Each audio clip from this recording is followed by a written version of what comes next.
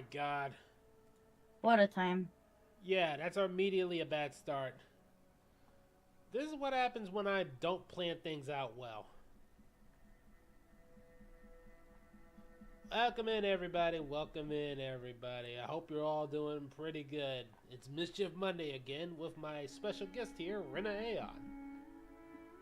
Add. I swear my thing just said. MJL. I swear my thing said that was over. That's why I switched over here.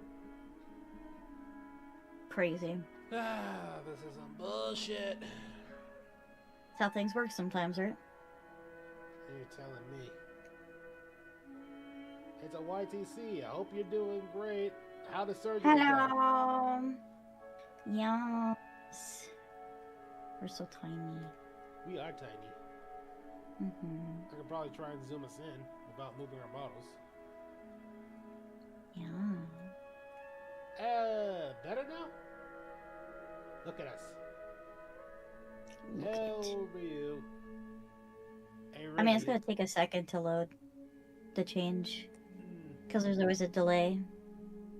Ah, man. I mean, that's better, yeah. Good. Well, welcome in. Hello. Hello. Hello. As you can see, we are two very underprepared VTubers who are trying to be funny. Underprepared. Speak for yourself. You're as bad as I am half the time, Rena. What? That's slanders, lies, and slanders. I am always 100% prepared for everything. I always make sure that I have everything established and prepared beforehand. I'm not. I mean, what? She lies as naturally as she breathes.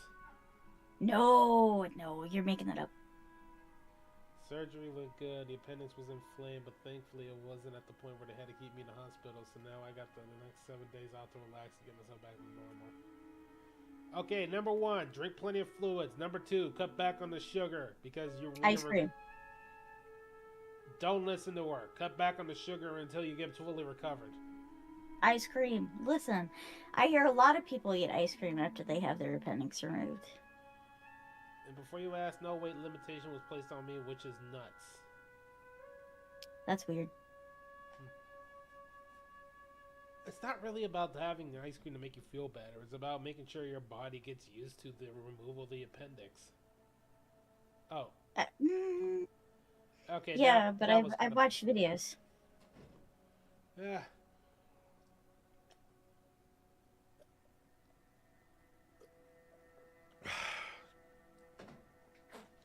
Key thing. Drink plenty of water. Be light on the food. Like, eat lighter foods. Make sure your body's rest. And don't think about shit. Just relax.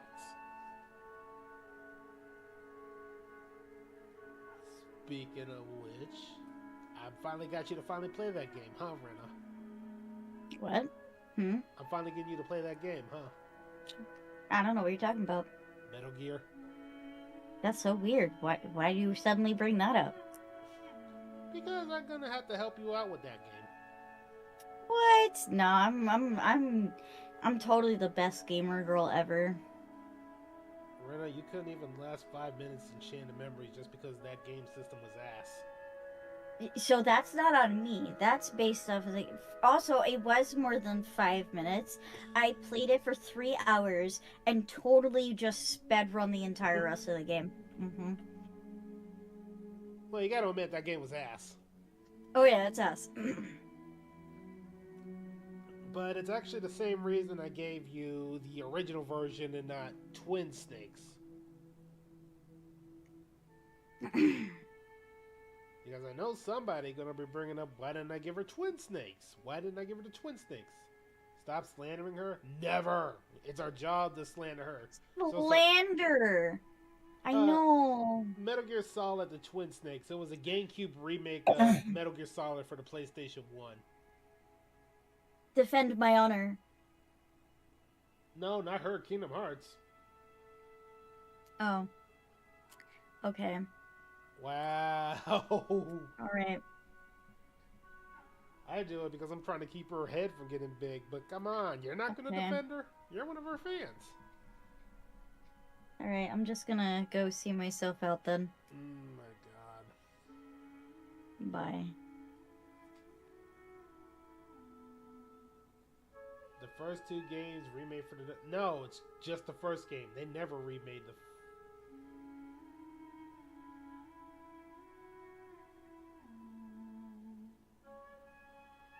Reaching a memory deserves love. Just because it's ugly doesn't mean it's bad. No, it's bad because it was literally a Game Boy Advance system that was designed around the Game Boy's limitations, and then they just try to shove it into a PS2.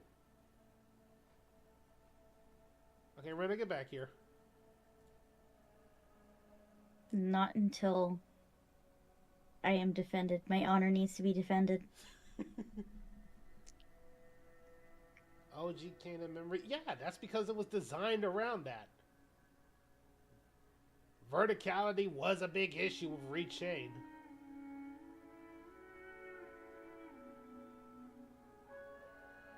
See, now they're trying to defend you now. Stop slandering your math game. What? Rena? Is Rechain a memory math game? No, math equation is 358 over 2. Yeah. What you?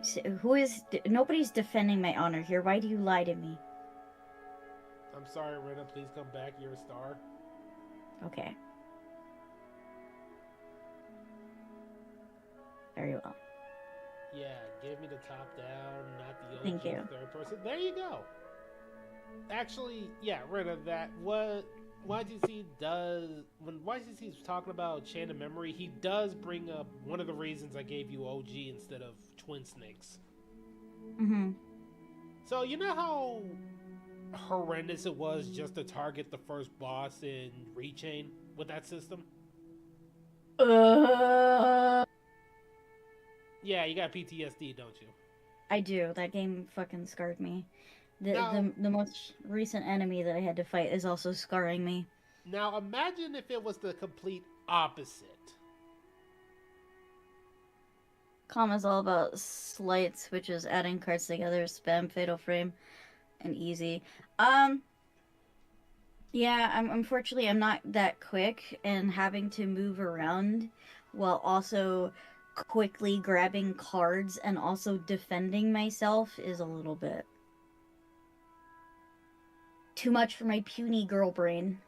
I thought it was also the fact that the main gameplay loop, you hated it because the card system was annoying. Oh, the card system is annoying. I think it's stupid. Yeah. So what I was if I wanted to play a card game, I'd play a card game. Yeah, play Balatro. I haven't even played. It's just poker, but random. Yeah, I'm bad at poker.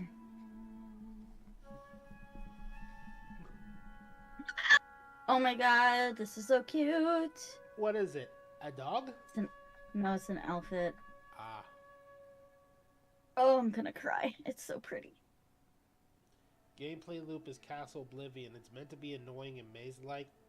Who the hell wants to play a game to be annoying? Yeah, nobody wants to play an annoying. Unless the story actually has a reason for the gameplay to be annoying, and let's be real, this is Kingdom Hearts we're talking about. It's really no point. Yeah. So what was I saying? Oh yeah. So when I said it had a complete opposite issue, I'm actually not even joking. So Twin Snakes is a version of Metal Gear Solid, but it uses Metal Gear Solid's 2 engine. You lost me. Let me put it to you this way. Imagine if you played the original Kingdom Hearts with Kingdom Hearts 2's combat. Imagine how fucking easy that would be. I fucking loved Kingdom Hearts 2 combat system. It was so fun. Yeah, but again, imagine how easy everything would be with that. Like, every game was like that? If the first one had 2's combat system. Oh god, it'd make fucking that game so much easier. To be fair, game 1 is a product of its design, so... Exactly. So now So, imagine playing that mhm. kind of game, adding even more over-the-top cutscenes, and being able to literally skip half of the game just because of a few add-ons.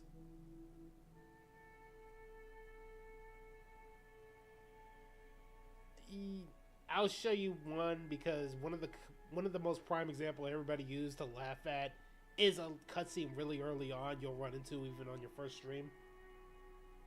Mhm. But let's just say every time I see it, I burst into laughter. I'm selling him just pretty well. No, I'm telling her the reason I'm not giving her twin snakes. I'm giving her the OG version. Yeah. Let's be real. It was the David Bowie thing Central sent you that caught your interest, wasn't it? I mean, I was already planning on playing it just because I honor I reward you earned like 100,000 points. So I'm gonna honor that. However, comma, that does help me be inspired. Because I love David Bowie. I will smooch. I would smooch that man. Speaking of which, I we don't gotta honor care. this dad joke for a critic. Mm. How you doing, Tails? I hope you're doing fine. We are just having a little chat before we start our Mischief Monday. And we gotta think of a really bad dad joke. You got anything solid to think up of? You got any solid jokes, Rena? I'm not really a joke person. Most of my jokes is insert lewd comment here. So, Pegging. so literally anything about Solid Snake, because that's who you're gonna be playing. Oh, I'm gonna work that Solid Snake. You're welcome. There you go. Oh, boy. Oh, that's why you like our content. I thought it was because of the boings.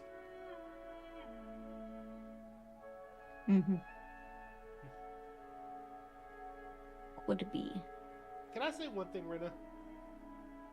Maybe. Fuck the snow. I'm sick of it now. Oh, me too. I'm done. I said boing. Chilling in good Green Hill, not the game. Just watch it on a Green Hill. Mm. Oh man, these jokes.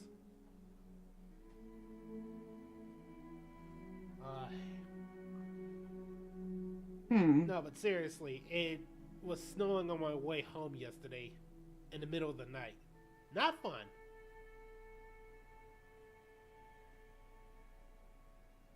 Especially when my foot got caught in the slushy liquid, if I'm being real with you. I stay inside. That's where it's safe. I was at work. I'm lucky that... Yeah, I'm lucky I don't have to go outside. I like to stay inside. Your town got 14 inches. Every time I hear the word 14 inches, I just want to include the word venom next to it. 14 inches. Oof, yeah. Man, that's gonna send you to your next life. Yeah, 14 inches of venom. Yeah, that's gonna send you to your next life. Well, shall we actually get the game started? I mean, you do you. I do you. Not you do you. I do you. Pikachu. Ah, man. Yeah, this is why I don't really do just chatting. I'm not really good with social commentary and talking about stuff. You get used to it as you keep practicing. You won't get better unless you keep on trying. Yeah, I gotta keep trying to talk to people. Too bad my social skills are shot to hell. Why do you think I sent my apprentice for learn from you? Yes, you have to learn to be sociable. Haha. Now, do you remember what happened last time? We are trying to save our rival, who's less of a rival than... Yeah, wasn't the Pronounced that judge first was. wasn't the judge a dragon too? The judge is a dragon, yeah, and I would definitely take that all day. Yes. Hey. I swear, you get along with the Dragon Council just fine. I know, like, Dragon Alchemist is like my new best friend. He's already talking about getting Artivus. Alright, let's start this. Using the Kingsguard teleportation network, we've arrived back to Rotherthon. At Celeste's insistence, we were being escorted by a division of the Kingsguard. Sir, where will we be heading first? Oh, my newfound authority was definitely going to take some getting used to.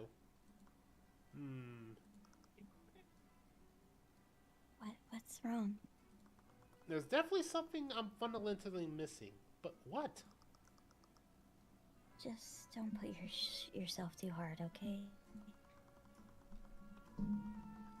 We should speak with each of the suspects and commit their alibis. Oh, confirm their alibis. That might be able to help us put things together. Have you ever actually had to do this, Brenna? Do this as a lawyer. Get my allies? No, talk to, like, suspects. Outside of the courtroom. No. I swear, nope, that's just none something of they that. made in the games. That's an investigator would do. I don't investigate, I just take the information provided to me. Speaking of alchemists, there he is. What do I stink? I don't know, what do you think? No, why? He said I see two stinkies. When do I stink? I don't see anybody that's stinky. Yeah, we were talking about you earlier, Alchemist. Yeah. I guess I'll have to take back my statement. Why? Because clearly, clearly my friend would not call me stinky. Each of the nobles have returned to their prospective homes, but our teleportation network should help you travel out Wormsguard.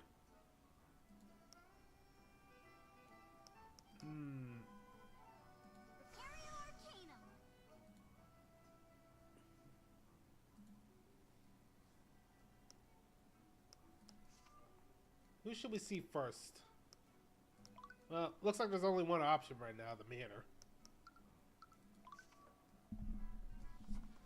We arrived at Frega Manor, hoping to speak with LaFay and Miriam. As I walked by, I passed several rooms filled with contractors. Some rooms are being repainted, others looked like they were being completely reconstructed. After some asking around, one of the servants mentioned that the sisters were entertaining a guest in the study. I normally wouldn't interrupt them, but I need every minute that I could. Oh, no, it's Doggy. As we entered the study, we were met with this floof of an animal. He was barking at us for first, but his mouth curled up at a dopey smile the moment he recognized me. Oh, hello, friend. I've been trying to work on a Scooby-Doo accent for this dog. I was pretty fucking solid, I'll give you that much. Sorry for Borks. Tracker thought he smelled more rats. As soon as it came in, Seltram pops in. Of course, Seltram cameo. You really don't like rats, do you, Tracker? Joris does my voice so bad. I'm not Scooby. I'm trying to do Scooby, not Seltro.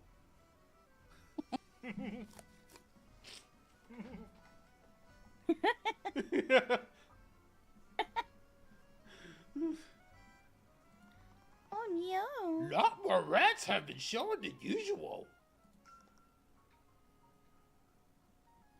Wait, did you do her or do I do her?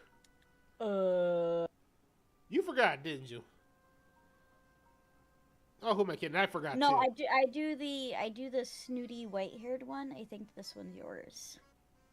Oh, Miss Cuthbert. The blind one. That's the one I usually do. Ah, Oh, Mr. Cuthbert. I scanned the room. Miriam was there too, sitting at what was Speaking once of which. William Frega's desk. They appeared to be speaking with Lord Ascapellus. Lord Ass Cheeks. Sorry for barging in, LaFay. No, it's no problem at all. The thickness of the atmosphere seemed to imply that they knew why I was here. I skipped the pleasantries. Do you mind if I ask you a few questions about what happened? Of course. I'll do anything to help Lady Stillwind's situation. Should I leave? No! You were there when everything happened. And your testimony was substantiate my alibi. Right. LaFay, I'm sure you know why I'm here, but I just want to preface this by saying that I highly doubt you were behind this. No, I perfectly understand. Ain't the first time. I'm gonna be real with you, Rena. You probably didn't know, but I was once a suspect in the Fae court, too. Crazy. Yeah, but the funny thing was the charge was for theft, not arson. What'd you try to steal? That's the thing. I didn't. So how'd you get accused of it? I have no idea. I'm not gonna lie to you. They never told me how I got accused of it. I mean, that doesn't come out of nowhere. Nah, but you know what ironically was my alibi? Your quote-unquote crush. Really? Yeah.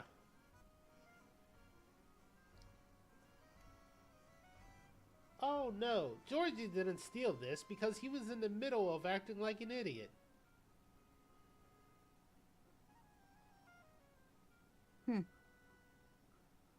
You don't believe me, do you? I don't know. I find I feel like he would probably try to, you know, make you, you know, go down for it.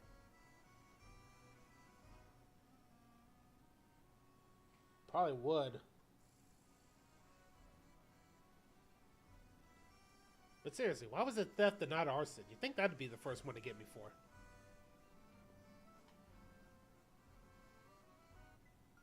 Ugh. Well, I don't. Ezric!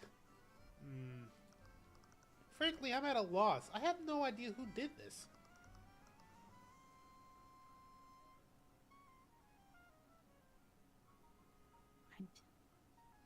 It was obviously that criminal.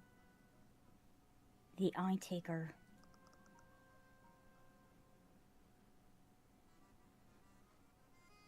Why don't you go and interrogate him? Make no mistake, we fully intend to, but I'd like to cover everyone else before we confront him. Let him be, Miriam.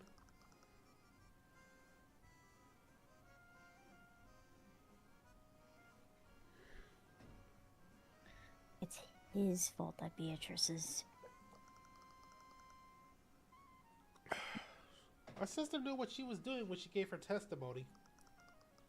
Don't insult her bravery by blaming Mr. Cuthbert for what happened. What? Anyways, Mr. Cuthbert has shown many times that he's acting in good faith. And he's capable of convicting the criminals that we can't see.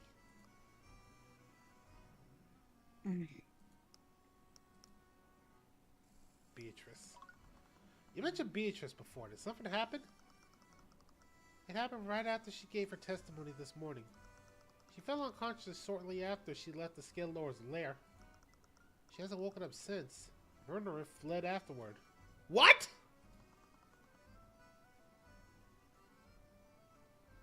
And nobody's telling us now that there's a fucking imp in the loose?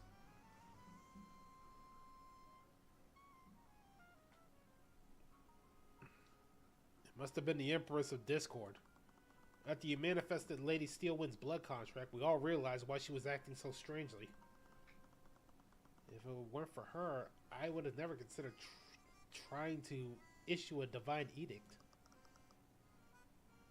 She sacrificed herself to save Lady Steelwind.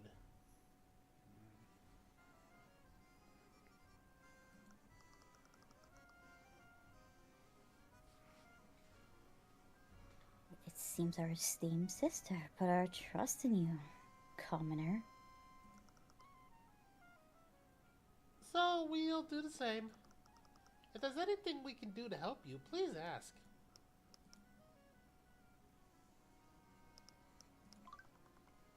I appreciate all your trust, but I have to ask. Where were you between 2:30 p.m. and 3:30 p.m.? I mean, 2 p.m. and 3 p.m.? Are we a poor man's lawyer? Isn't that just a public lawyer? Public defender. Yeah, public defender. That's what it's called. Luckily, we were all together. Me, LaFay, Miriam, Beatrice, and her friend were all at the garden at 2 p.m. But around 2 p.m., my sister went missing.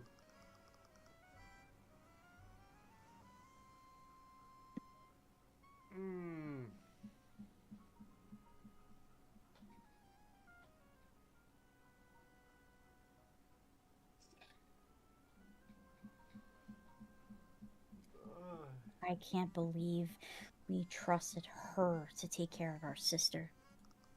Hush now, Miriam. If the Empress of Discord took control of her, there was hardly anything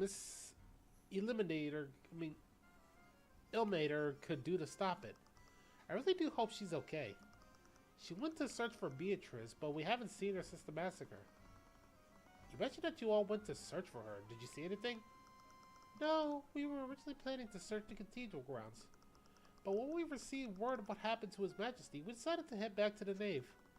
Did any of you lose track of each other during that time? No, we stayed together for the entire time, but we did consider splitting up to cover more ground. Right, I suppose it makes sense. Did you see Iris when all this happened? No, we never saw her.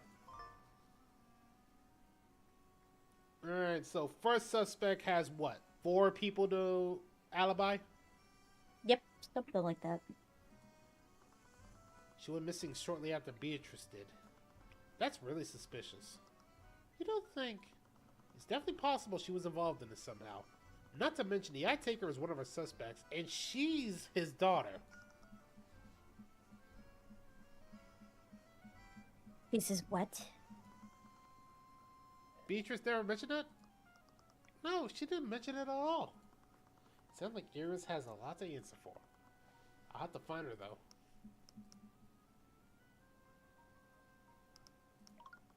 I suppose I'll have to stop beating around the bush. Have any of you made a blood contract with a demon lately? I'll take that as a no.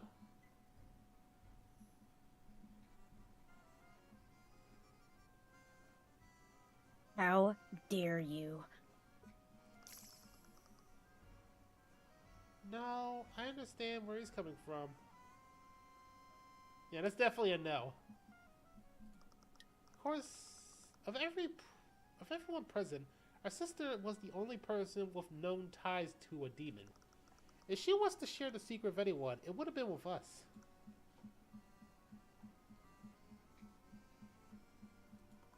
I didn't catch any incriminating thoughts with the Eye Taker, but I've been misled before by it.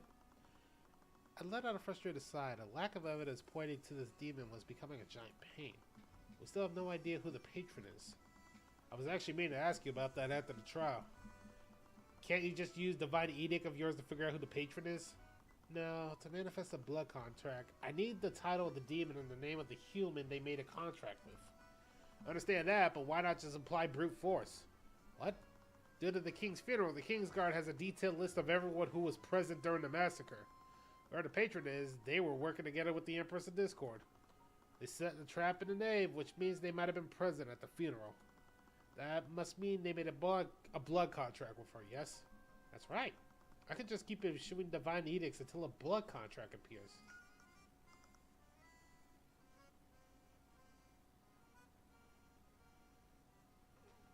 Oh wait, is that safe? There's only one way to find out.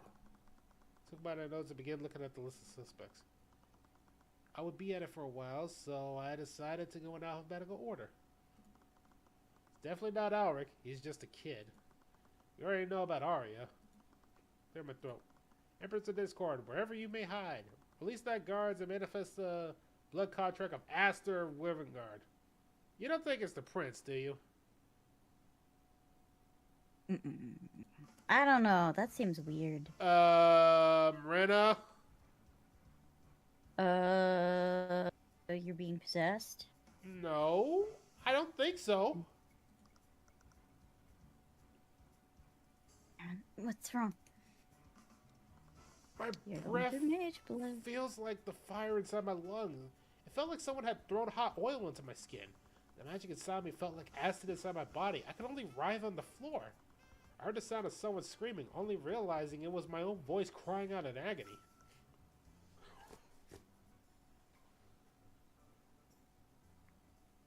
What?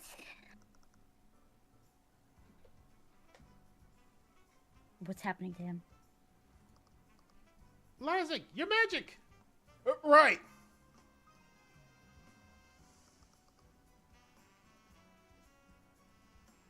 I have no idea. Oh, you silly, silly boy. You may be half human, but you just can't go around declaring lies like that. What?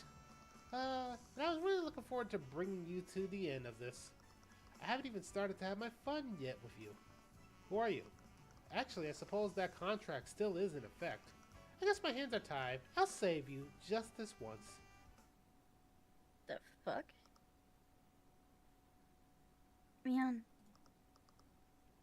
Tyrion, please wake up. Celeste?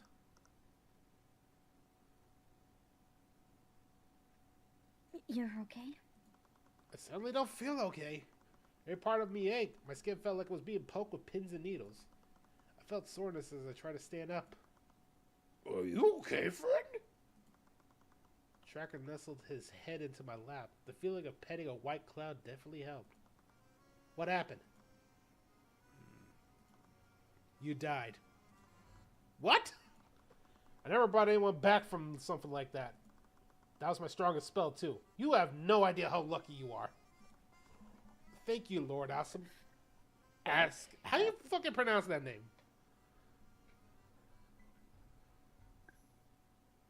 Asclepius? Asclepius? Yeah, thank you. I never tried that spell on a That's human the before. best thing I can recommend, Asclepius. That's such a fucking weird name. I hate it. I've never tried that spell on a human before. This is going to be remarkable for my research. The face shot a glare at the young necromancer. Asclepius? Why does it always have to be some sort of form of pegging or ass claps?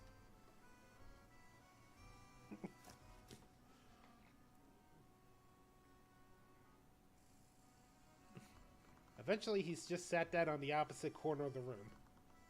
I don't understand. The last thing I remember was issuing my divine edict. What was the cause? But I've done it before without any problems. I just used it this morning.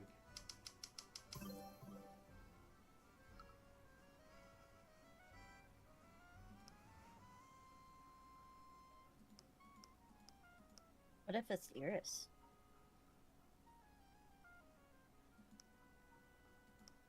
Asta does not have a blood contract with the Empress, so Discord sounds about right. No, the pain came after I did attempted a divine issue. I started at the top of the list of suspects. But that doesn't have to do with Aster, though.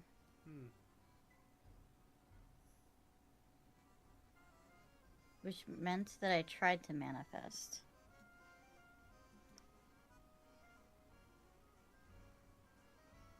You don't think? It might be because Aster doesn't have a blood contract with the Empress. If demons are unable to lie, the same might hold true for Celeste as well. The divine edict Celeste as well. The divine edict is clearly some sort of divine magic. Asking for a blood contract that doesn't exist might be considered a lie. I'm sorry, Lazarus suggested something so careless. No, I was being reckless. Okay, got it. We can't brute strength our way through that one.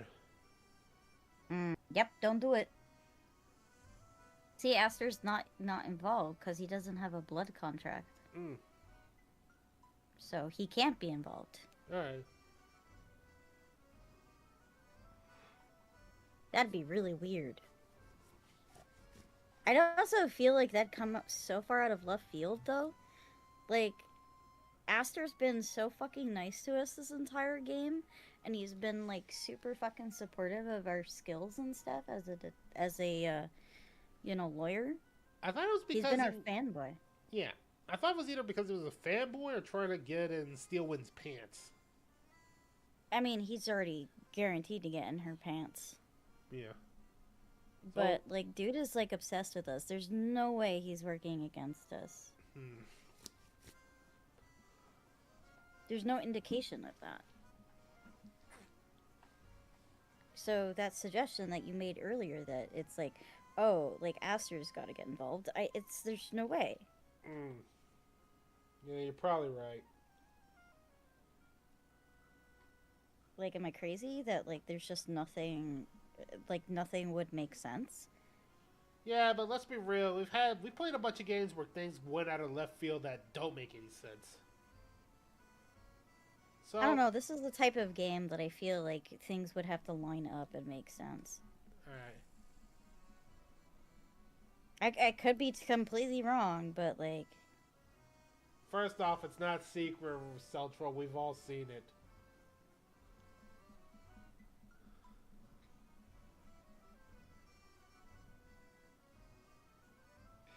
Damn, Silver, what is he trying to say? Rita, you lied? Oh, I'm sorry. What the... Fuck you. What? Secretly sabotaging me and Owen being Taylor. Bastard. Yeah, it's not secret. We've all seen it.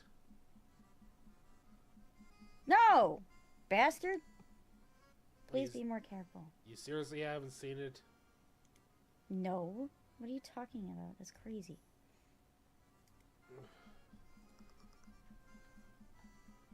I don't think I can take this. Well, at least we know Aster wasn't behind this.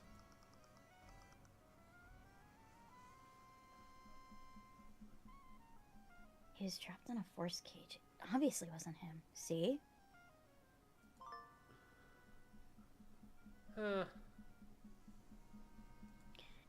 Obviously. See, it's just obviously. Anyway, it's clear that I just can't issue edicts without thinking. I just have to wait until I'm certain of the patron's identity.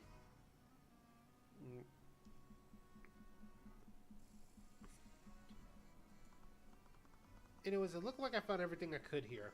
It was time to move somewhere else.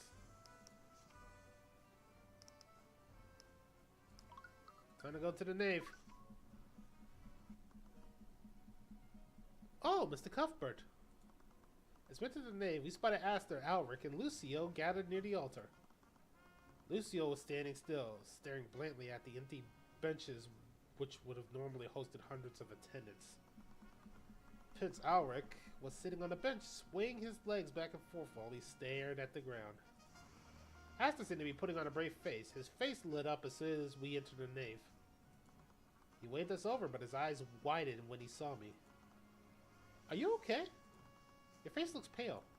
I scratched the back of my neck, avoiding meeting his eyes. It was a bit of an accident earlier. Well, try to exude more caution. Oh wait, I'm trying to do like a big boss voice for him. Well, try to exude more caution next time. It'd be dishonorable if you didn't fall by my hand. Why's everything you say so damn aggressive? Now from this aspect. Although judging from what happened in the study, it was unlikely that Aster was the patron. Nevertheless, the force cage that trapped him was an instrumental part of the patron's plot.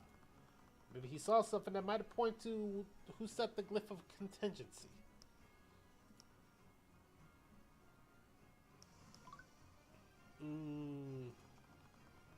Why are you staring at me like that, Mr. Cuthbert? Although he attacked me in a fragrant manner, I've always been a little weary of him. If it weren't for Celeste's reflexes, he might have very well killed me that day. I'm not going to attack you again. Yeah, because look at my wife. He angry. You You did almost kill me last time we met. What? That's not... Something changed in your... between Dracogen's trial and Frigga's trial. Your aura became stronger. What? What does my aura have to do with this? It's difficult to explain to someone like you, but warriors such as I must hone and develop our senses to survive in battle. Eventually, we develop the ability to sense hidden enemies and anticipate danger. I've heard that such senses are heightened with the presence of extraplanar entities. Until I met you and Beatrice's Frigga's familiar, I thought those stories were complete bullshit. Marner and me? As a Heavensborn, your blood is said to originate from the heavens. I wouldn't go so far to say that I believe in the existence of other planes, but I admit that I still feel a certain aura from you that doesn't feel quite human. Okay, but you've met me before in Honorex. Something clearly changed since then. Even now, your aura is very noticeable. Wait, was this because of the riddle I solved? Did I gain the Divine Edict because of my powers have gotten stronger? Wormsguard is no friend of the Theocracy. When I sensed you, I thought a cleric had somehow made it into the manor. Do you access it too, McCoy? What? Surely you've noticed a change in him during the Lord's Ball. Is that true? I did, but I don't think that was a magic thing. What did you think it was? Well, sometimes you just have someone in your life and, well,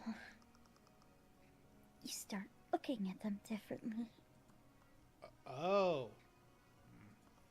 I regret bringing this up. Aster, I'm sure you know why I'm here.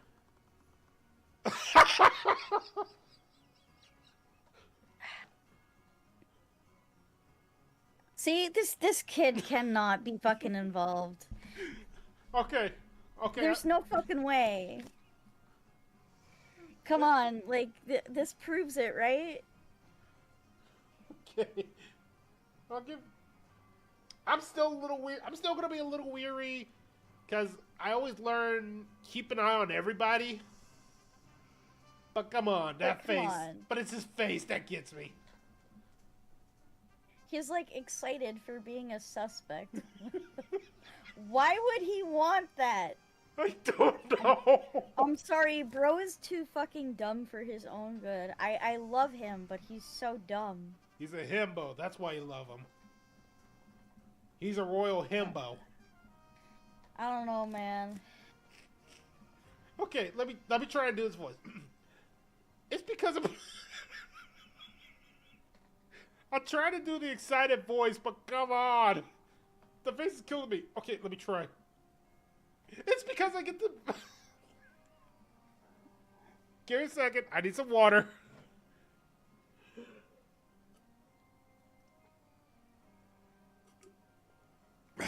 Okay. It's because I'm one of your suspects, isn't it? Your Majesty, you are the reigning king of Wormguard. I expect you to conduct yourself with more dignity. Oh, of course. My apologies, Grand General. Anyways, questioning you is honestly a formality at this point. Really? A lot of the evidence works in your favor. Didn't have a blood contract with the Empress of Discord at all. Well, I appreciate your vote of confidence nonetheless.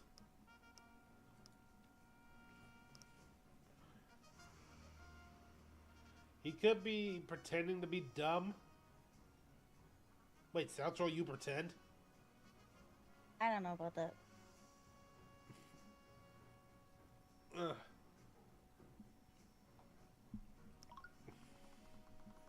Lucio, have you made any headway in figuring out who set the trap for Aster? No, I haven't. It makes me uneasy that you let someone get that close to my father's body.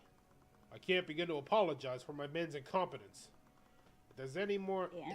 If they were more vigilant, perhaps we could have avoided the whole tragedy entirely.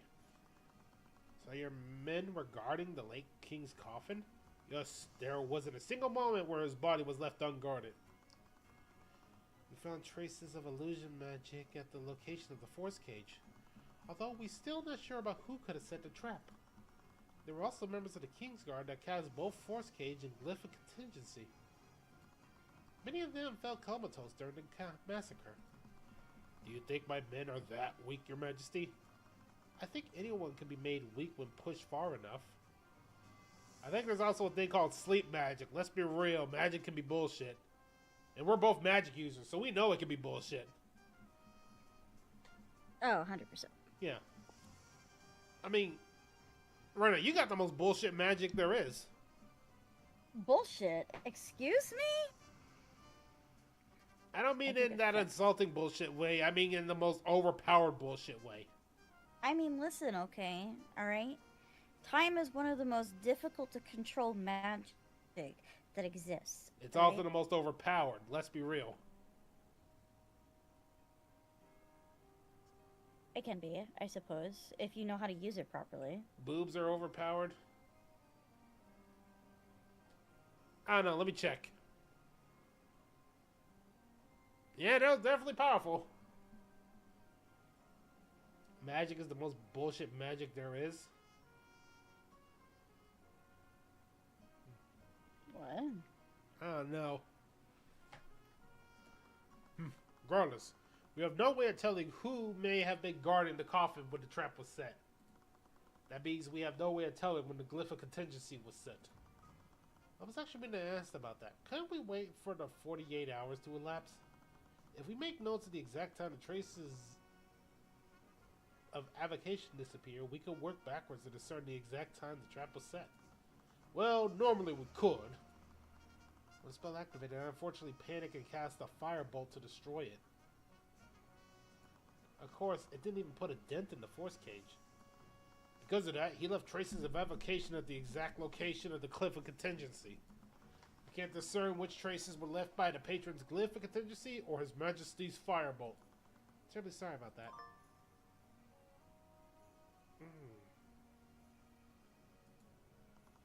I'm gonna blame him for reacting like that, but it was gonna make figuring out who did it a lot more difficult.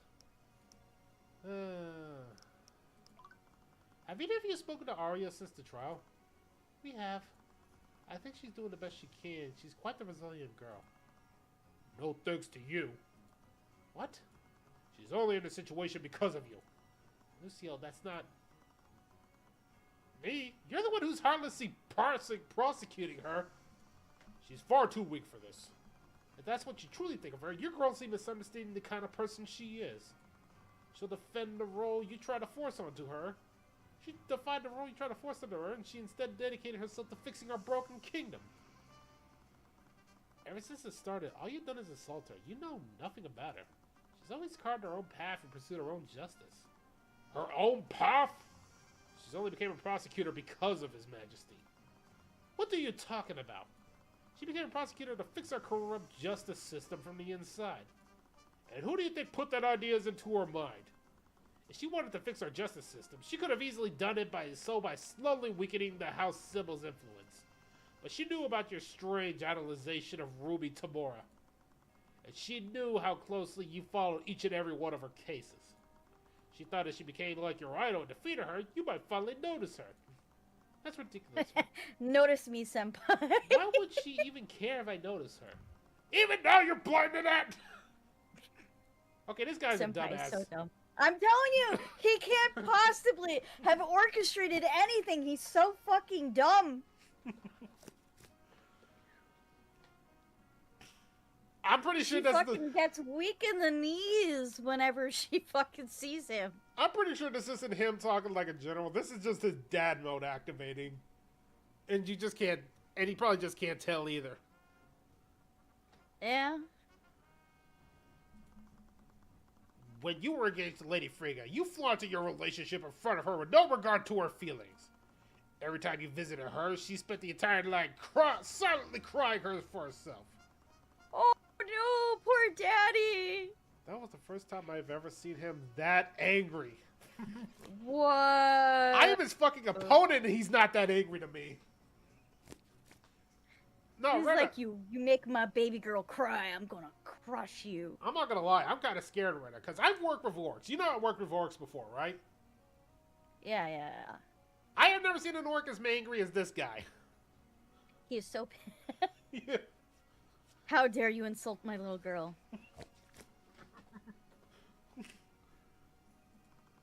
had no idea. My daughter is far stronger than any of us, but she's weak when it comes to you. Lucio, let's focus on getting through the trial. You know what? Yeah, of course, we gotta focus on the trial. Fucking Brad, if you hurt my daughter again, I swear to God. That's probably what's going through his mind, too. Mm-hmm. I must ask you, Mr. Cuthbert, why are you going to such lengths for my daughter? What do you mean? Surely you understand the gravity of the situation.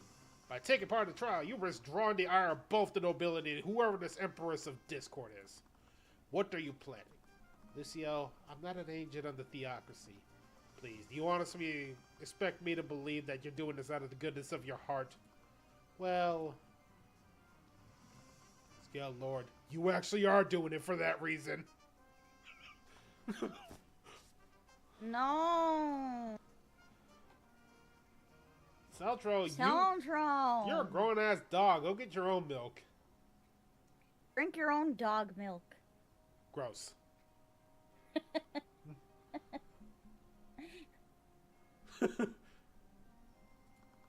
I read the theocracy text, but is this really what all Heavensborns are like? I don't like thinking about it that way. I'm not doing this because of my divine blood.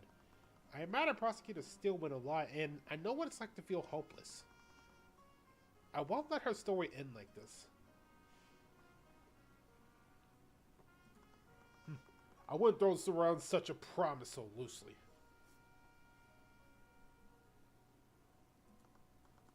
I'm not. I will save her, Lucio.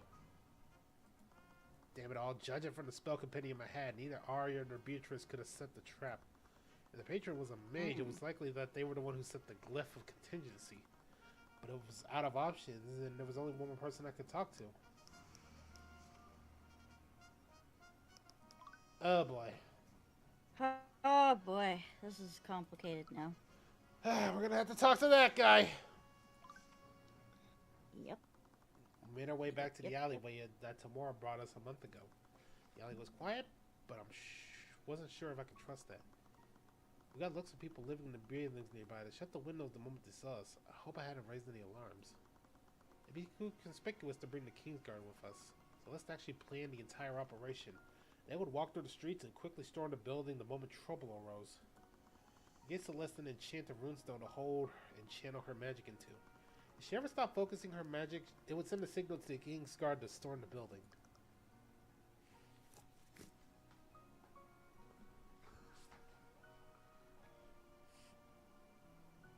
Are you ready? Yes, let's do this. Night Taker was a prime suspect. Everybody else had an alibi and lacked the motive. Not to mention, Eris was a Beatrice when she went missing.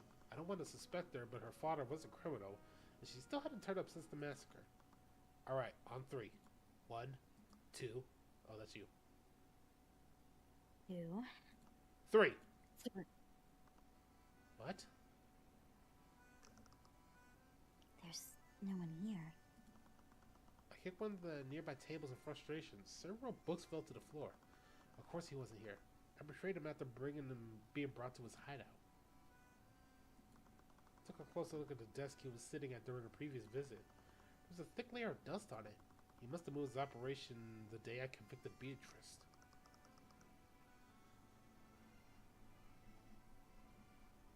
I guess there's no point in staying hidden.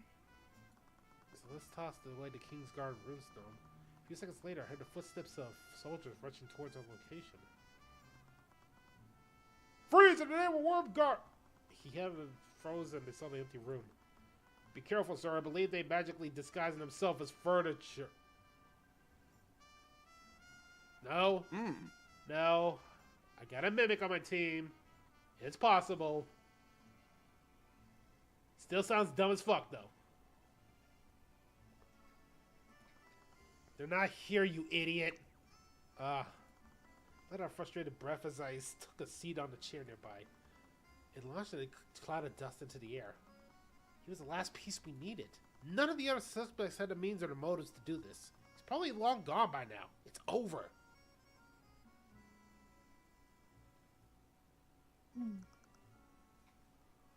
I'm sorry, Tyrion.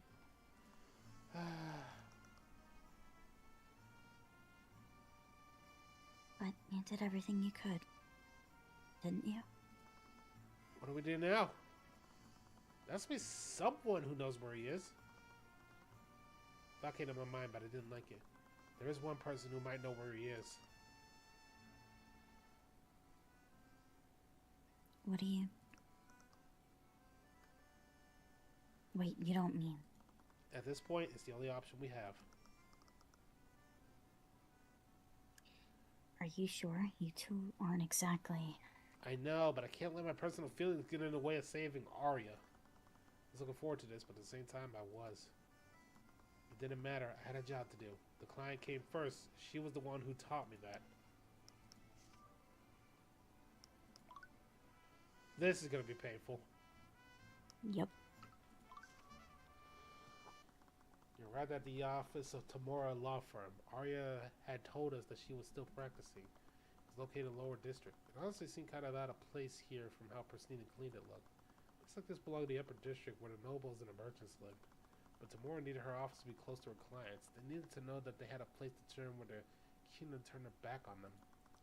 Remember the first day I came to the office? I was starving, filthy. Looking back, it'd be a miracle I even made it here at all. Lowest point in my life, and she... Sir? Even after everything that happened, I don't feel ready. For the past month, everything that I said to her was replaying on my mind. I was thinking clearly, but a part of me meant everything I said to her. Would have said anything different? I felt that familiar warmth of Celeste's hand within mine again. I took a deep breath and knocked on the door. Every moment of silence filled me with anxiety and dread.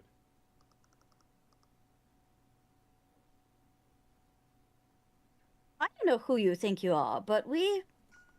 She froze when she saw who her visitor was. She looked completely frozen for a while, but her gaze narrowed at the legion of knights flanking.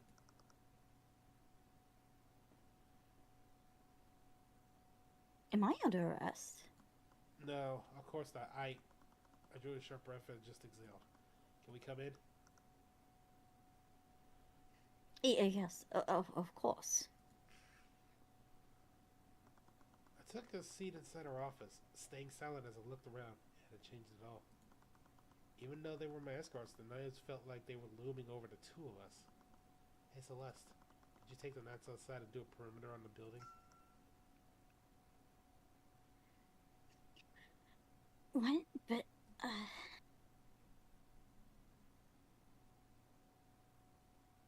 Are you sure? I am.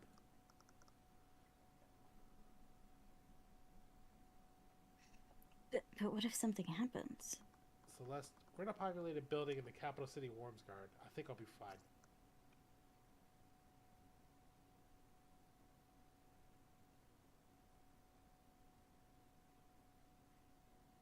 No, but... She stopped when I raised an eyebrow at her. I knew she was worried, but this was starting to be overbearing.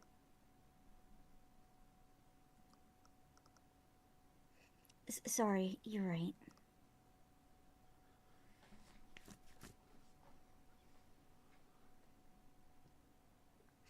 I'll just... With the motion of her hand, the knights followed her out of the office. She was the last one out the door. She looked back at me before leaving. But after a while, she realized how long she'd been staring and quickly closed the door.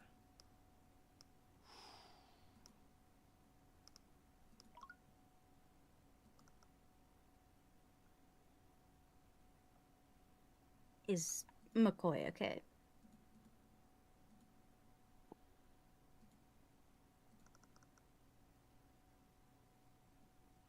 She's not being her usual self. Yeah, she's just been overprotective lately. I don't really blame her. What do you mean? It's a long story, and I don't think I'm even allowed to talk about it, especially not with you. This part came out with more venom than it meant to. Then a moment of silence followed that. I received your letters.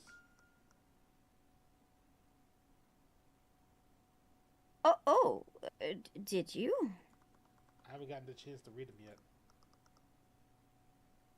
yet. Of course. Whenever you're not busy.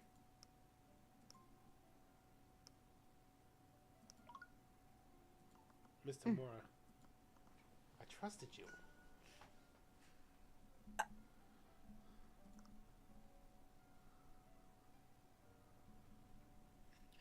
I know. I trusted you. I told you things about myself I never told anyone. And you told a criminal about it. It took me years before I was comfortable enough to tell you about the Eye of Horus, and you knew that. Why would you pull this into me? Did you even think about I would go along with it? Uh, For a long moment, nothing came to her.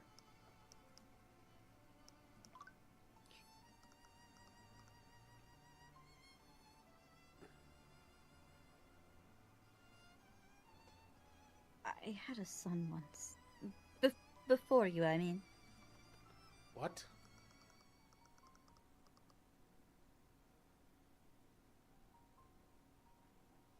I wasn't always a city person. I used to live in an old farm town just like McCoy's.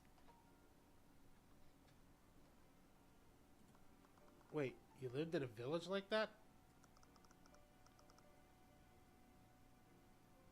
My son and I used to run an old tea shop, just the two of us.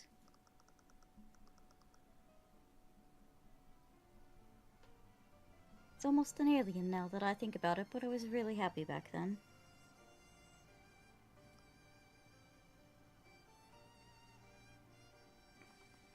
What happened?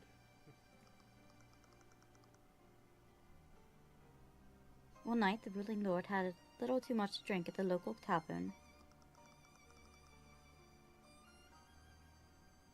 He barged into our shop and started destroying it with his magic.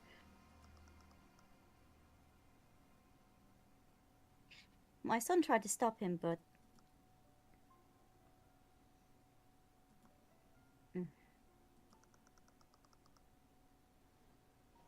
The Inquisition swept the entire case under the rug, obviously.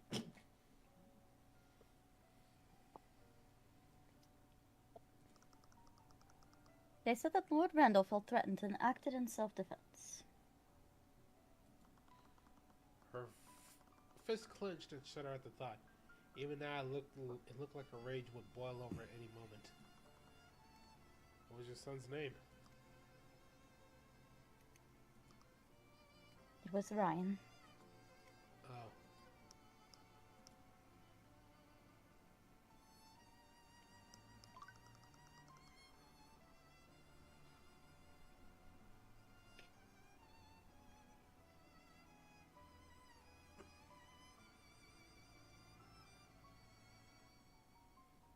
It felt like the color disappeared from the world.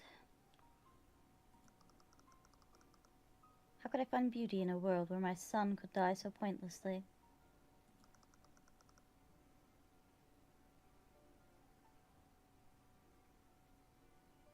I tried to tell everyone about what Randall had done. I sent letters to his families. I visited his fellow nobles in other cities. I even tried to Rathalom, who has personally talked to representative from the House of Lords.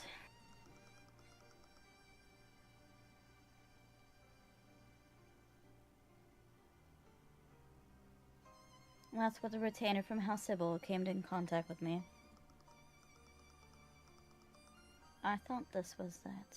I thought someone had finally listened, and Ryan would finally get justice. But when I met them, he just gave me a sack of gold and told me to stop pushing the matter. They wanted to pay you off.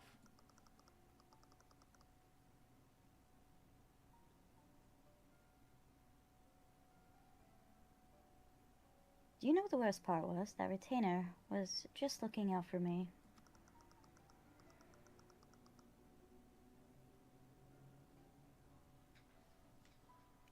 They told me what the nobility was really like. Stories of what had happened to my son were commonplace among them.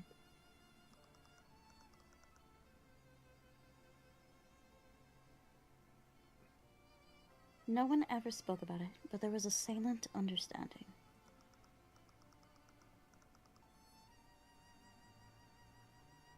Everyone I talked to every noble that threw false sympathy at me, none of them actually cared.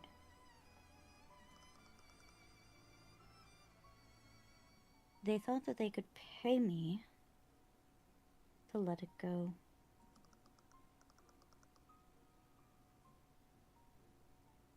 They gave me 100 gold coins. That's how much my son's life was worth to them.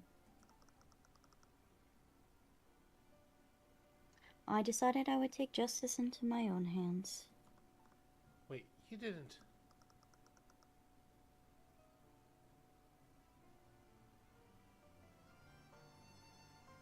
No, I told myself killing him would be too easy.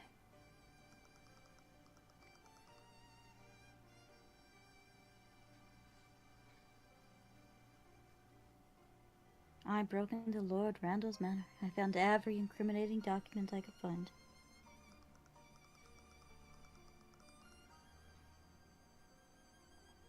I found everything from records of illegitimate children to plots that he was making against other noble houses.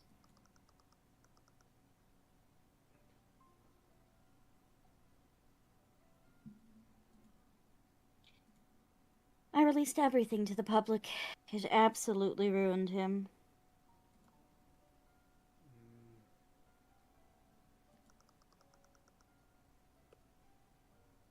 And that's when I realized that there was a way to punish them.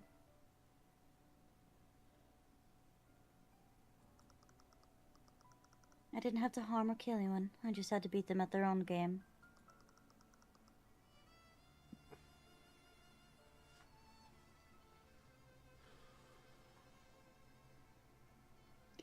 I could use the laws they created as a weapon against them. Just like an attorney.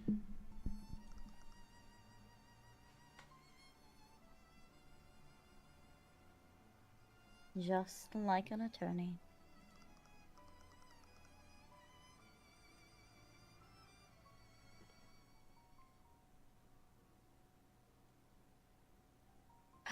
When I realized that, I moved to the city and started studying law.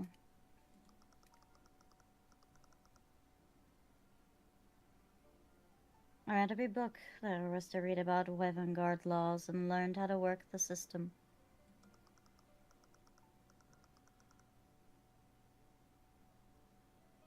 I started representing clients. It was nice to save people, but tearing those nobles down was what gave me life.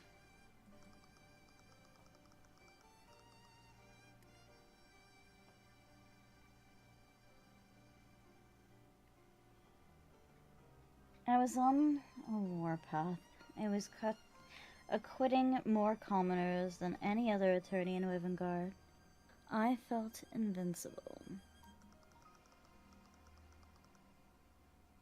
That's when the Eye Taker reached out to me. He said that he believed in my cause and wanted to help me. But it was obvious he just needed me for his enterprise. I turned him down. How did he react to that?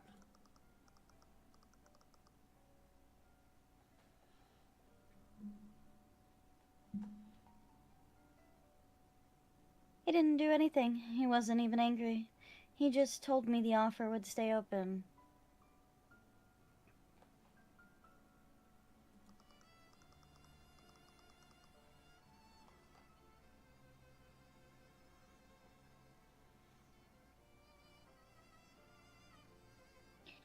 I continued my work, but I started punching higher.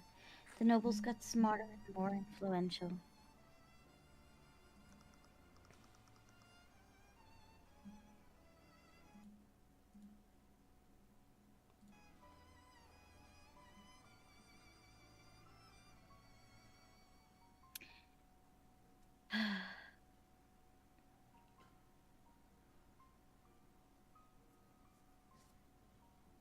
I was still winning, but the trials got closer and closer each time.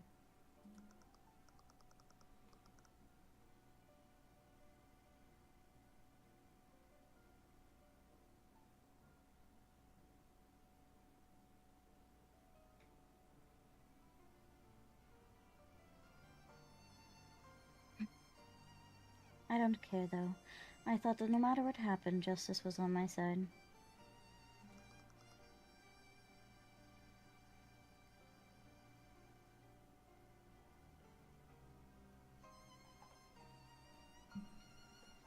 But then I started losing.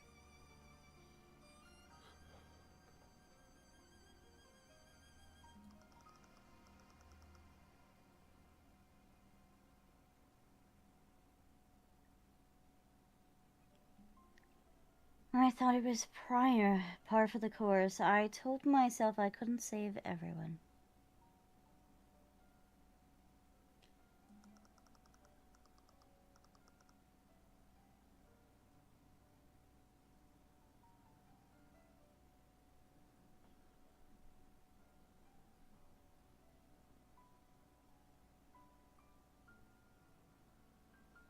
But it kept happening over and over again. I kept seeing lives taken away. I kept seeing families shattered.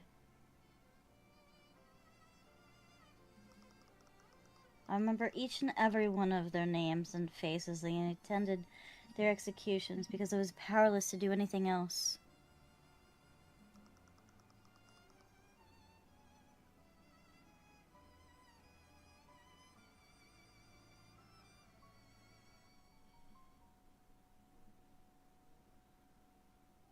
The screams of despair at each of their families still keep me up at night.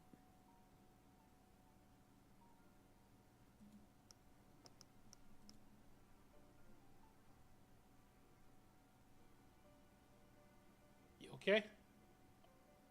Yeah. Hmm. Yeah. I tried my best to carry that weight, but it got harder and harder each time.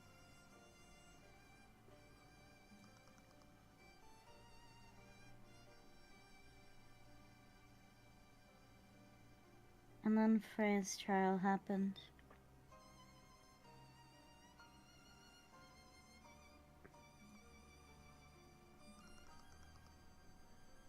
Never met someone that remarkable before.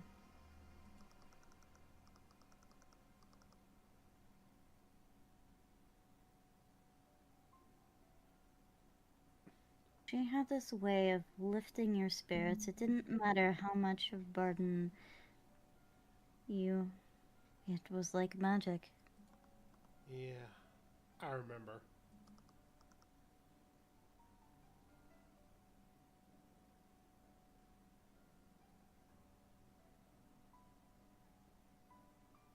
But I failed her.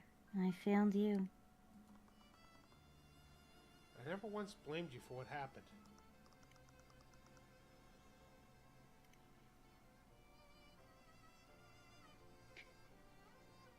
I know, but that doesn't change the fact that I couldn't acquit her. After her execution, I couldn't bear to look at you. Bless you. Thanks.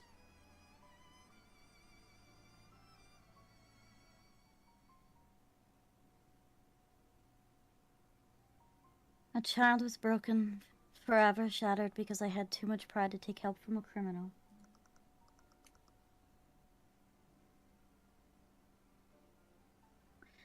If I could have done that, your mother would have still been alive.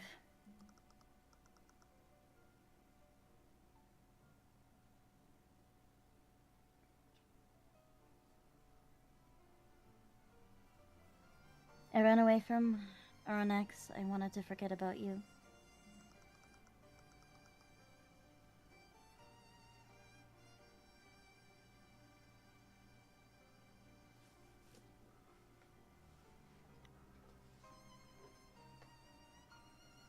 But then you showed up at my doorstep, asking me to make you an attorney.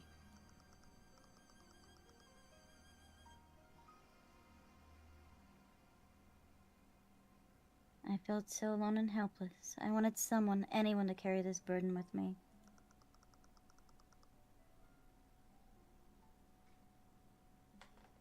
So how pathetic must I have been to look for that in a grieving 10-year-old child.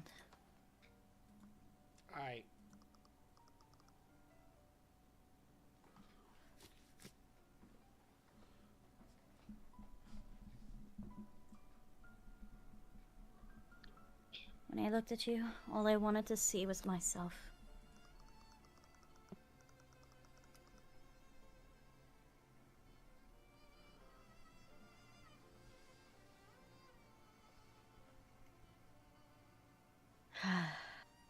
I saw hurt and broken person who wanted to burn them to the ground, but never even tried to notice that you were nothing like me.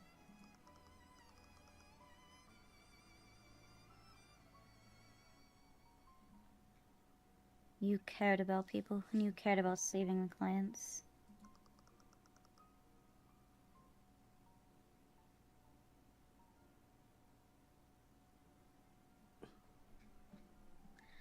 But I always thought that would bring you to my side. How could you possibly think that?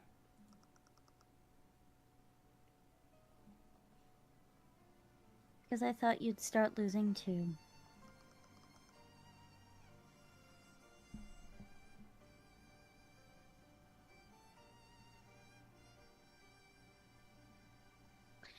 I thought the justice system would break you. I hated myself for it, but I wanted you to fall so that you'd see the eye taker was the only way to win.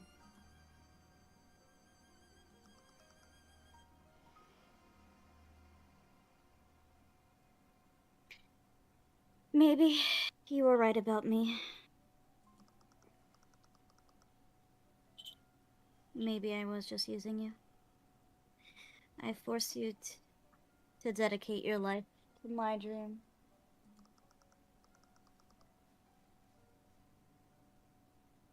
I really did care about you. I would have never pulled you into this.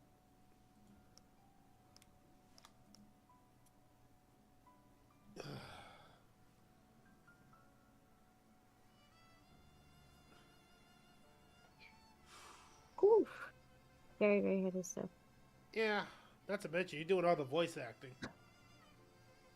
You were doing a lot earlier too, so. Yeah, but I'm not the one who was doing emotional weight of the character.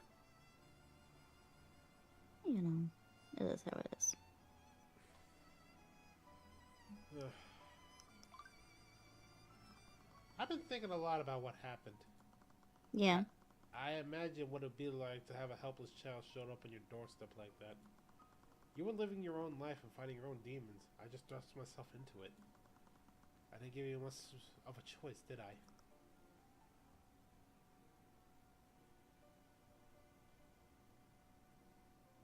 Cuthbert. We both could have done better choices. You're right. I really don't know what it was like to lose. I'm able to see angles that no one else can, and that served me well. But most of the time, I just got lucky and things worked out for me. You never had a prosecutor who went easy on you. You never had the Eye of Horus to show you what people were hiding. You fought by yourself, and I can't imagine how resilient you must have been to do that. But I still don't know if I can forgive you.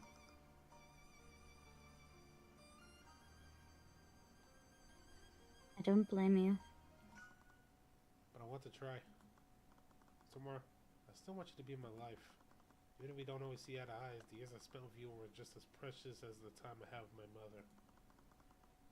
She didn't blink back a tear as what I said that. She shook her head annoyed. How much you want to bet that Celeste has her ear to the door the whole time and listening to all this? You think she's listening in? Would you? Maybe. I would. Remember, Celeste is very protective, so I could imagine her doing that. Mm-hmm.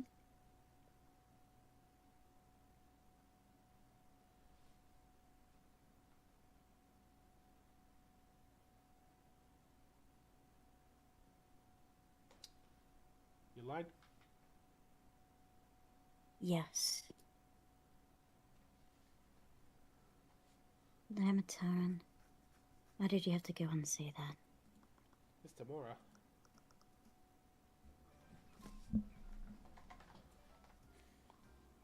No. Stop calling me that. What? I want things to be different this time. I'm not your superior, nor your mentor anymore.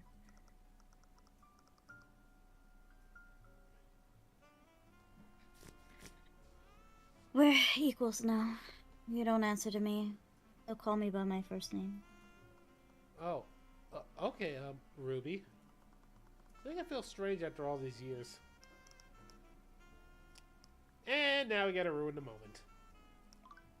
Right, I almost forgot the entire reason I came here. What is it? I didn't just come here to reconcile.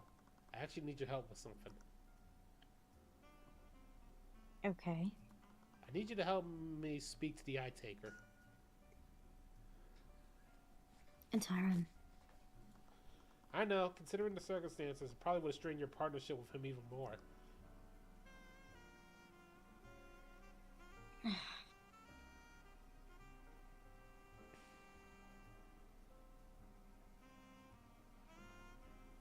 Tyron. But if you could just tell me where he is, I'll do my best to make sure it doesn't get traced back to you.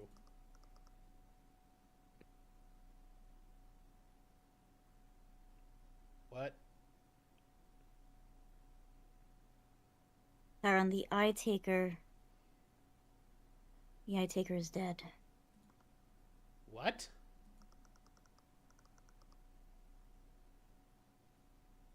He died right after you convicted Beatrice. He was lynched by a mob of civilians. What?! Everyone's saying that it must have been some sort of retaliation from House Frege. Didn't you notice that he didn't send anyone after you? But Iris said... Wait a minute. By the way, is your father still...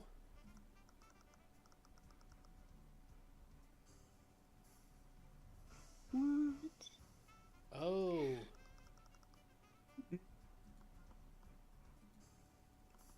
Then why would Eris say that? Iris. You met her before. She has long black hair. She wears a black dress. I suppose she really likes black. But anyway, So Ruby. she's the eye taker's daughter. Tyron, the eye taker's daughter has red hair. What? She was there when you spoke to him during Beatrice's trial. That's right. What are you talking about? She was never at that meeting. What? What's going on? She was clearly there. If it wasn't for her intervention, the eye taker would have attacked at the moment. There is a way to control someone's actions. Are you still when wasn't affected by Mage Blight? Oh. No. Tyron, what's wrong?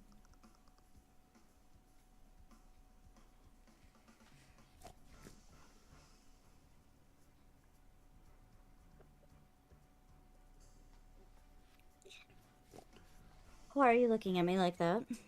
A part of me really hoped that I was wrong about this.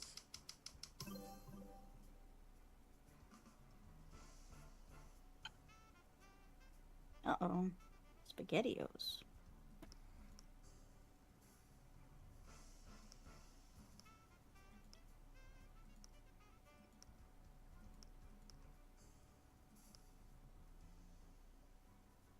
They're not dead, though.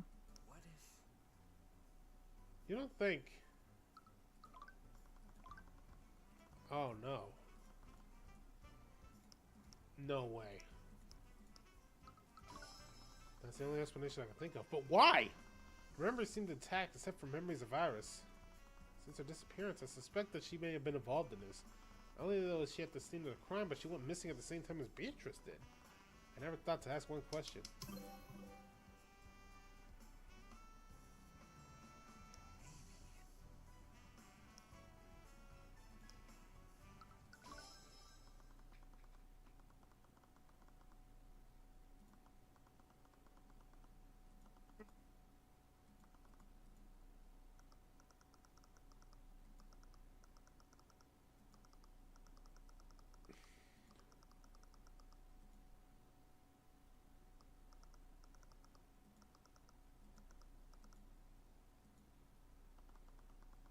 So very little I knew about demons.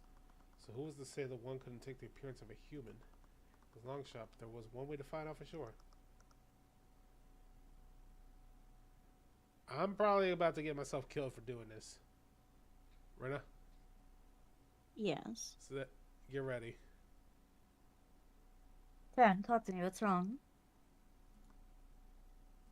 Ruby, I'm about to do something stupid. If I fall into medical distress, I need you to call Celeste and tell her to contact Lord Asclepius or the Archduke.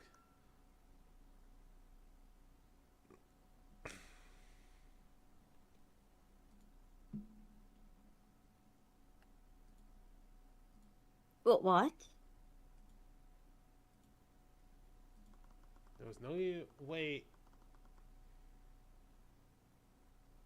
Rena has a similar effect, except instead of danger, they all get hot and bothered. Have you seen Rena? Makes sense. There's no way either of them would get here in time, but it would be too late, and the trial would resume tomorrow. It doesn't matter wherever, whatever you are. By the hour horse, I issue you a punishment with divine edict. Release the guards and manifest your blood contract with Ruby Tamora.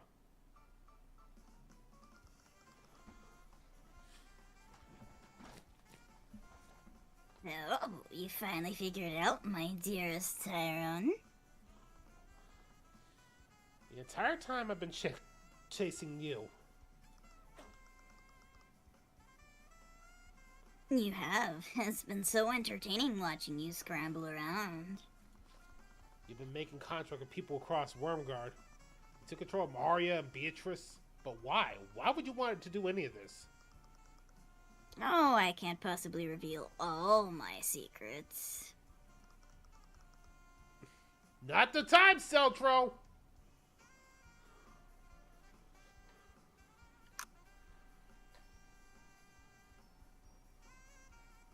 What is he holding it up? Huh? Does that mean she's not actually 16?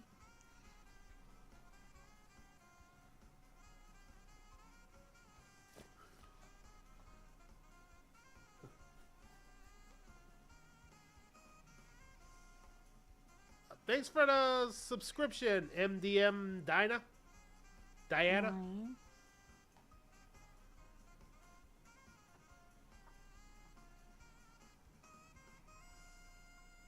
Oh my god. Can you please continue before the dog loses it?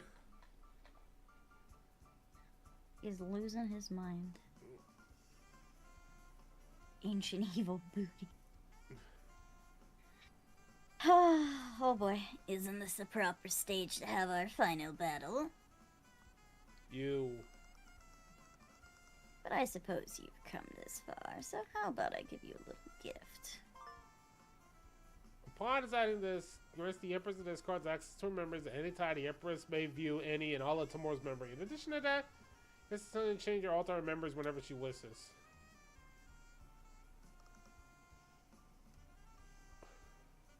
What was that? Ruby, Armus Ilmater is a demon. And she's not just any demon, she's the Empress of Discord. You signed a blood contract with her. That's why you can't remember anything about her.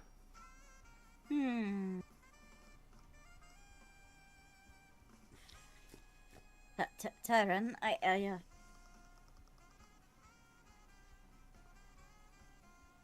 swear on my life I didn't know anything about this. How you doing, Roxas? I know, she probably tricked you into signing this. Just like she tricked Daria.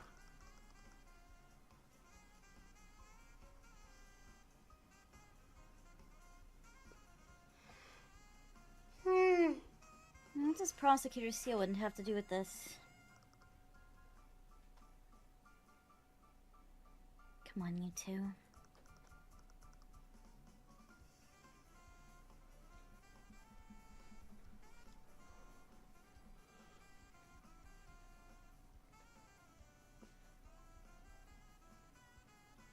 I know things are kind of tense, but there's no need to...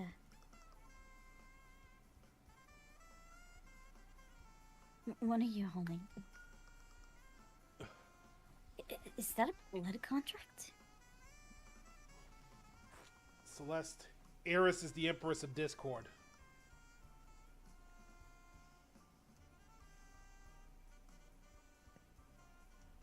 What?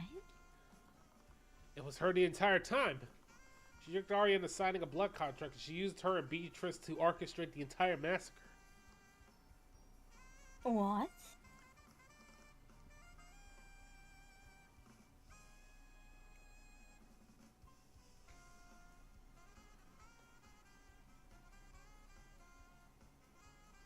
Tyrion, that's crazy.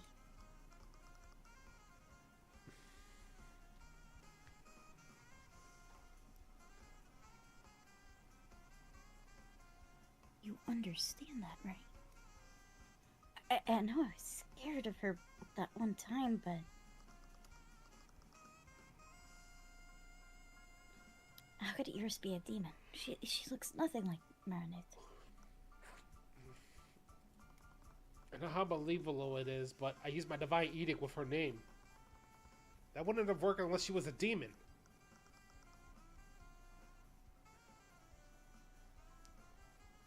Yeah, I guess I could disagree with that. We'll need to contact the Grand General immediately. But if she's really a demon, is it even possible to arrest her? It's already been a day. For someone like her, that would be more than enough time to skip town. We'll need to speak with the Archduke about this. Thank you, Ruby. You helped us more than you ever know.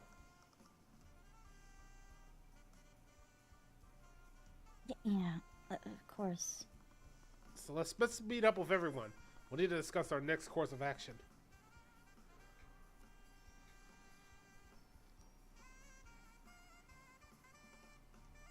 Right. So let's rush out the door and began barking orders to the knights. I was about to follow her when Ruby pulled back my wrist. Aaron.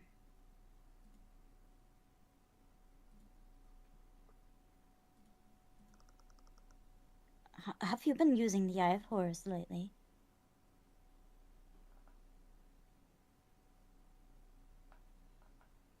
I'm sorry, but has Retta been very jiggly?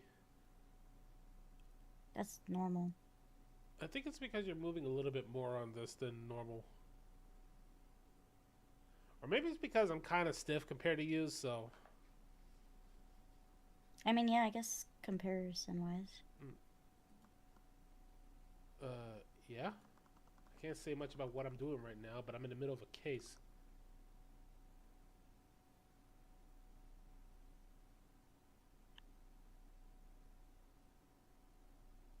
It's just that...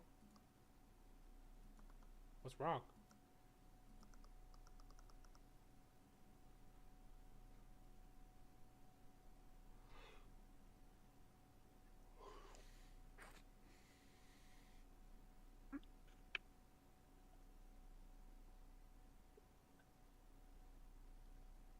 Never mind, I don't think it's my place to say anything.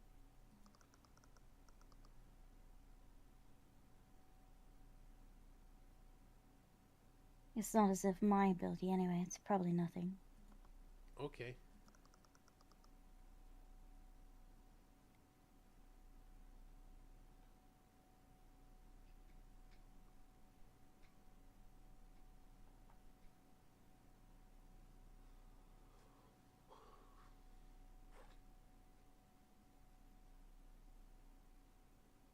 I know you can't tell me anything about what you're doing. And I have no idea what could possibly involve the King's Guard, Steelwind, and the Empress of Discord.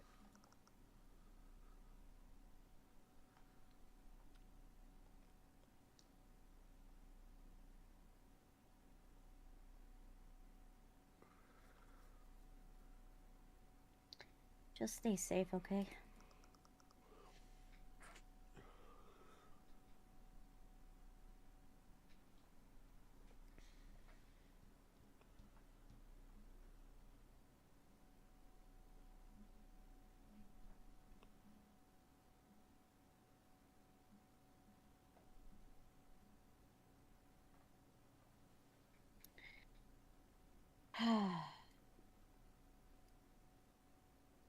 You're the only family I have left.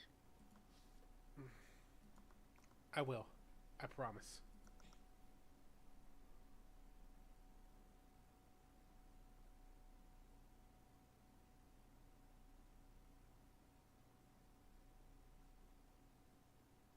Thank you. I finally found the lead I've been looking for, but I wasn't sure where this would take me. Who was Iris? What stake could she possibly have in the politics of Wormguard? She's not only impersonating the Eye-Taker's daughter, but also pretended to be my friend. I was terrified of what she was planning.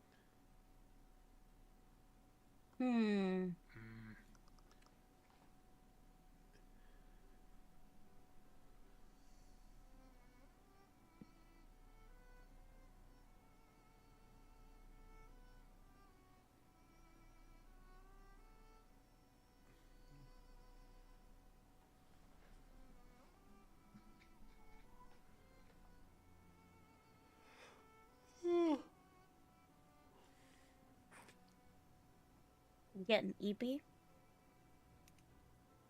It's not really me being eepy. Renault's very jiggly. I'm always jiggly. Is something wrong, Commander? Don't play dumb with me. They told me who you really are. What's your game, demon? Why would you deliver yourself to our doorstep? Oh, Orem. I put far too much work into the story to miss the final act.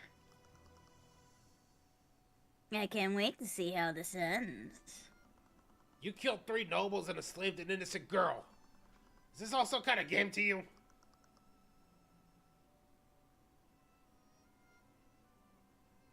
That's exactly what this is to me.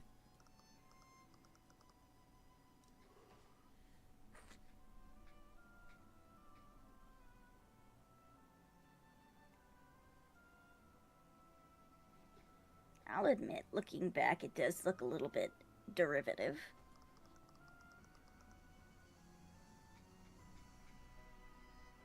But I think I've done enough to differentiate myself from those that came before.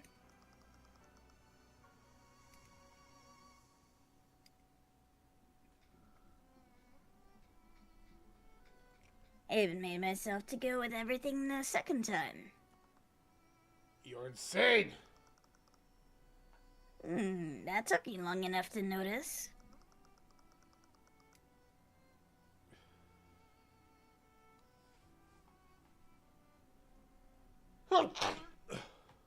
I guess the Elfish Inquisition commander does have some observational skills after all. Whatever, you better not try anything.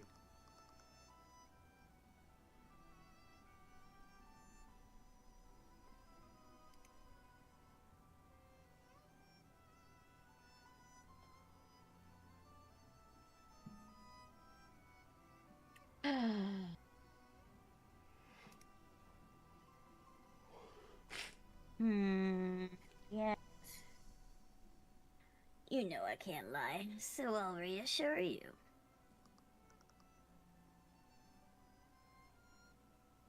I promise I won't harm anyone.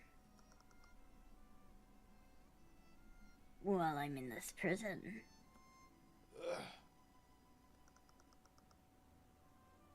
We're finally approaching the climax, Tyrion.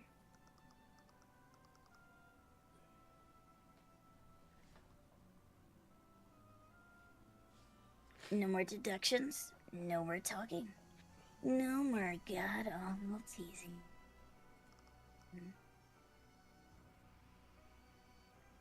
It's just me and you.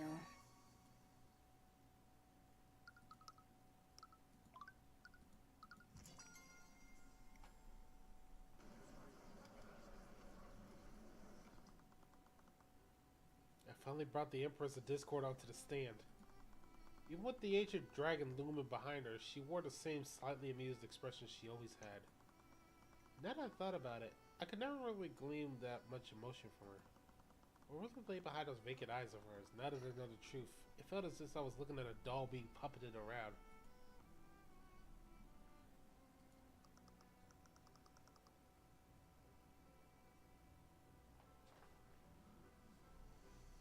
Hello, your lordship. I think this is the very first time we've met like this. You're a lot smaller than I expected. Who is this woman? Why haven't they brought a civilian before the skilled lord? People of the court, until now, we've known this woman as Iris Illuminator.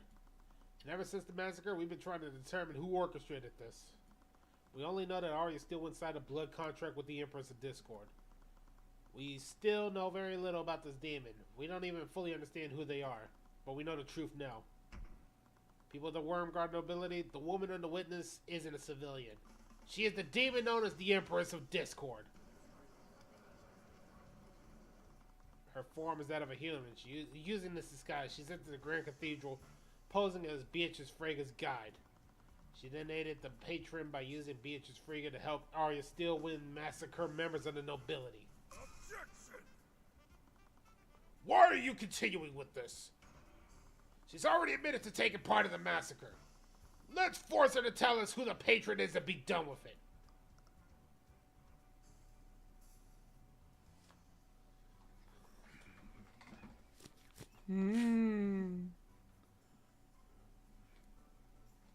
How typical.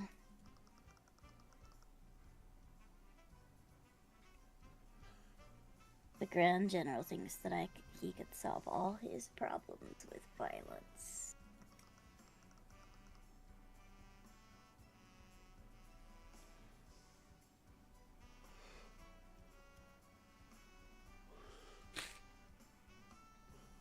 But first, let me tell you this. Why are you assuming that the patron is a human? What?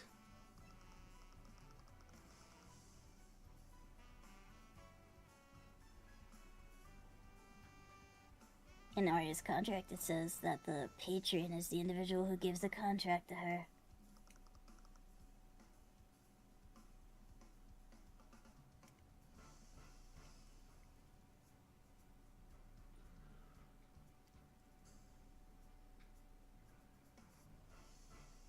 How do you know that I'm not that individual?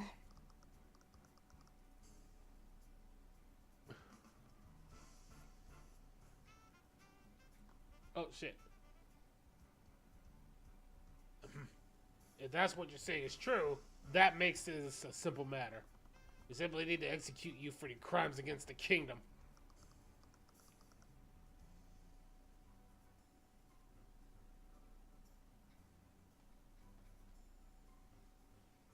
If you destroy my body, I shall simply reform in the Abyssal Hills.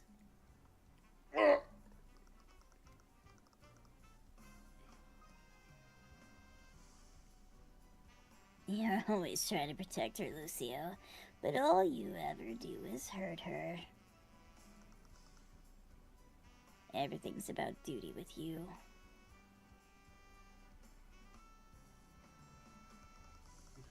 Fucking Iris! You expected your duty to save Arya at the cost of your wife. How did that work out for you? How dare! You couldn't bear the way that she looked at you after that, could you? That terrified look in her eyes must have felt like a knife to the heart each day. I... She had no one. She was alone, save her unrequited affections for a man who would never look her way. Do you think that arranging that marriage for them would ever atone for beheading her mother? Eris, stop this. All you did was find a new way to make her suffer.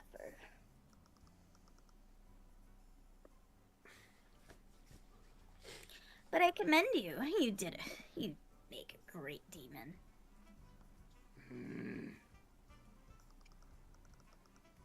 Since I pity you so much, I'll let you in on a little secret. Rena, I need you to roleplay this evil demon bitch for me and IRL. Killing me won't save your daughter, and you don't have the means to confine me. What? But I suppose there's one possible way to end my contract. What? What is it? My contract will bind Arya Seowyn to this patron so long as they both live. You truly want to free your daughter from my control? All you have to do is kill her. Do the poor thing a favor and put her out of her misery. You little wretch. I will hunt you until the end of... Enough of this. Lucio, don't indulge her. We brought her here for a reason. I just don't understand, Iris. Why are you doing this? You're not a noble. You're not even a citizen of Wormguard. Why would you go through the trouble of any of this? Tyrion, why are you here? What? Why do you constantly risk your life for the sake of others. Why do you try to seek justice in a clearly unjust world? I don't know. I've just always done it. The answer is simple. You do it because it satisfies you. You save people, you fight the system. You just love indulging in your own heroics, don't you? That's not. Does it feel good, Tyrion, to know that you're the only righteous person in an unjust society? When you succeed, you're hailed as a hero. And if you fail, it's society's fault, not yours. No matter what happens, you can take solace in the knowledge that you're so much better than everyone else. That superiority of you feel over them must be intoxicating. Your divine blood makes it so. You just can't resist giving into it. That's her VR model, Roxas. What? No, read the comments.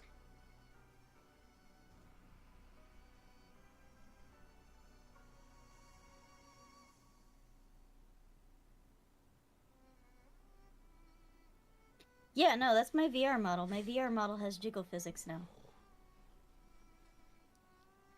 Maybe you just don't pay enough attention to my jiggly bajingoos. I need a VR model. Yeah. I mean, I'm looking into it. I'm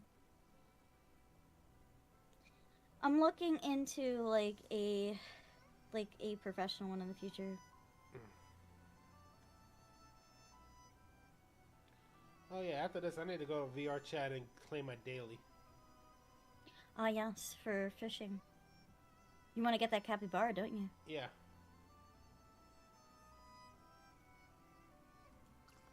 That's not.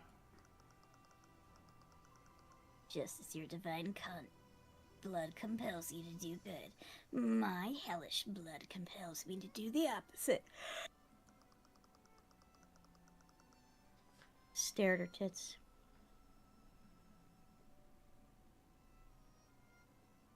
I look at the face, okay? Then glance down. Then back up. Or looking at the floor. Also, Selter, you have phenomenal taste, I agree.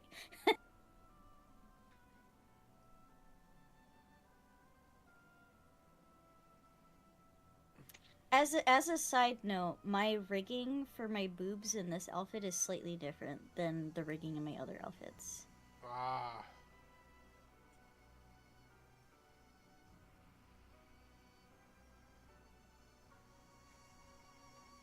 So I'm not in this outfit all the time, so maybe that's why.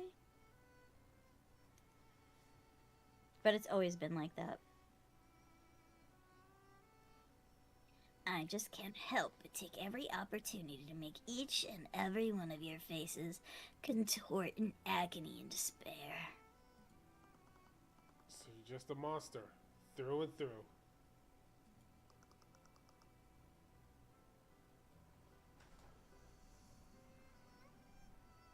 I'm so used to being evil characters and everything that I love it when I'm on the other. Humanity is a stain in the universe, Tyrion.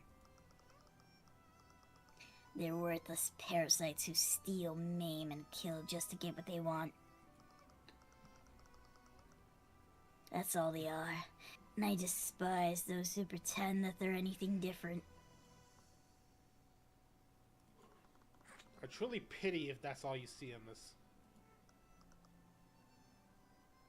Oh, so now it's us. Heaven has always condemned beings like me, all while watching humanity suffer from their secluded little heaven. They realized that humanity would never willingly choose good over evil, so they created a Heavensborn to tip the balance in their favor.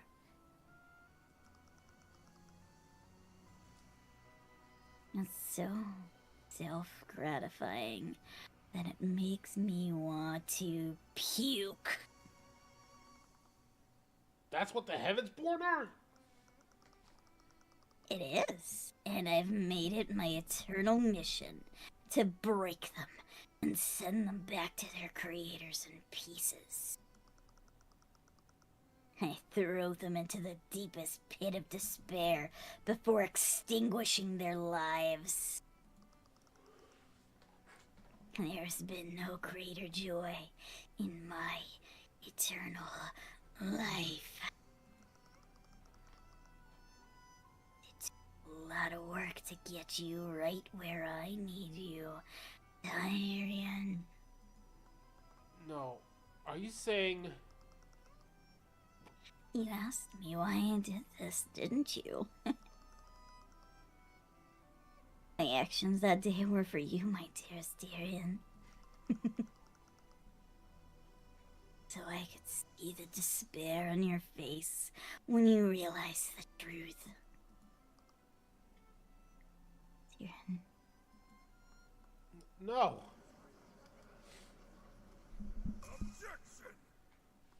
That's enough out of you, you witch! Lucio? Cuthbert, I gave you an order under threat of execution, yet you still falter. What are you? No matter what lies before you, cut them down! I will not accept defeat without a proper fight from you. Here's fucking Mary May, I see why Elvis loves her. It's the passion. It's the passion. Are a few empty words enough for you to force retreat from you? Is that all it takes for you to defeat the infamous Tyrion Cuthbert? If Iris was the patron, then there was little hope for Arya. Like Beatrice, her blood contract was short and concise. But what kind of attorney would I be? No, what kind of friend would I be if I didn't see this through? Iris, we didn't call you here to speak about your philosophy. The people you harm here have the right to know about that day. So either give us your testimony or get out. Even now, you're undeterred. I really do love that about you. But I do wonder how long that will last.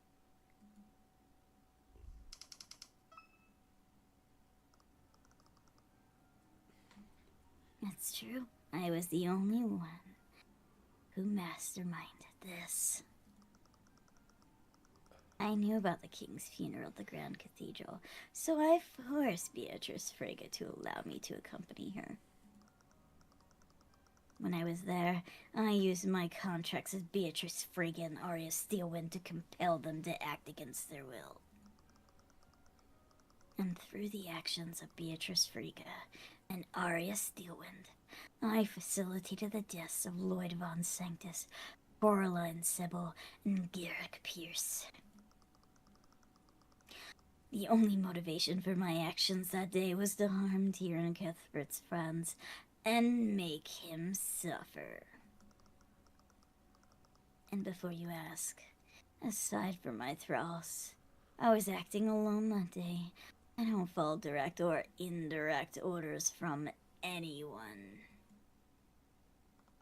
Your testimony is pretty thorough. Of course. I am a demon after all. Since I'm unable to lie, I thought it'd be best to be as detailed as possible. That way there's no room for doubt. Isn't that wonderful, Tyrion? She may not technically lie, but she wasn't here to act in good faith.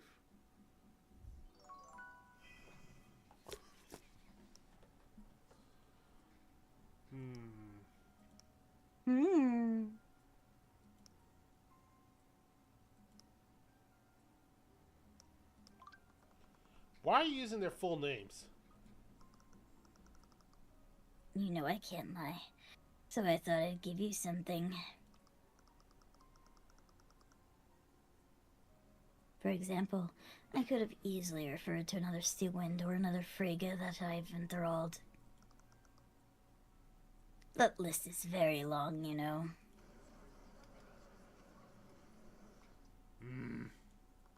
Anyways, aside from Pierce, Von Sanctus and Sybil were key members of the Wormgarb nobility. What reason could you possibly have to kill the three of them? I didn't.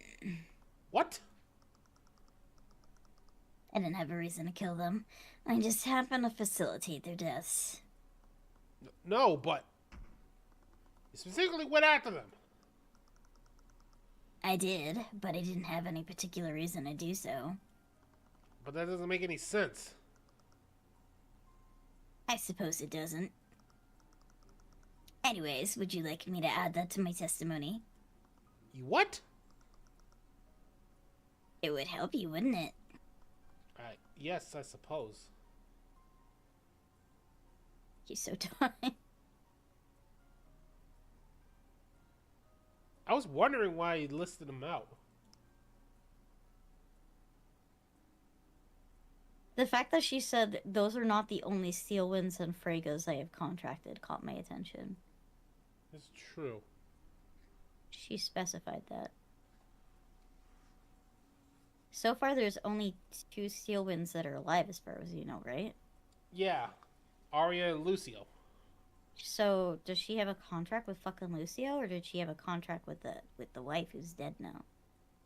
I don't know, but we also know that Freyga's other daughters don't have the contract. Do we? Remember how they reacted? And the High But Horse... again, remember, some of them didn't realize that they had signed a contract with her. That is possible. Because Ruby signed a contract with her and didn't remember it. It's true. I'm very curious as to see who else she signed a contract with. Yeah, that's what I like to know. But let me see about this one.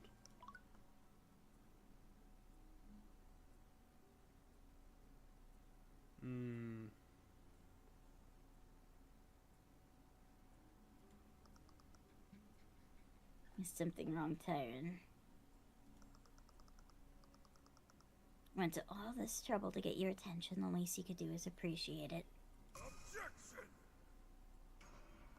Enough! Stay on subject, witness! I'm not complaining about this, but if you really wanted to make me suffer, why wouldn't you just go after the people close to me? Oh, but what would that fun be in that?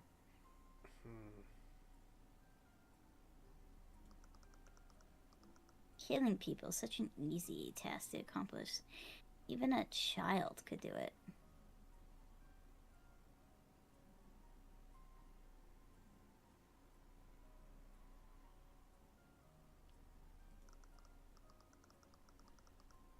It's like cooking a meal. You let all the ingredients marinate to get something truly delectable.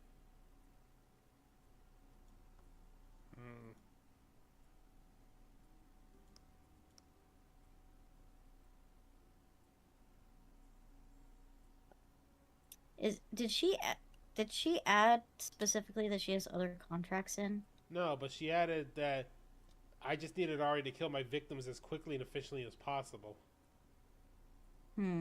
She didn't, remember? This dickwad?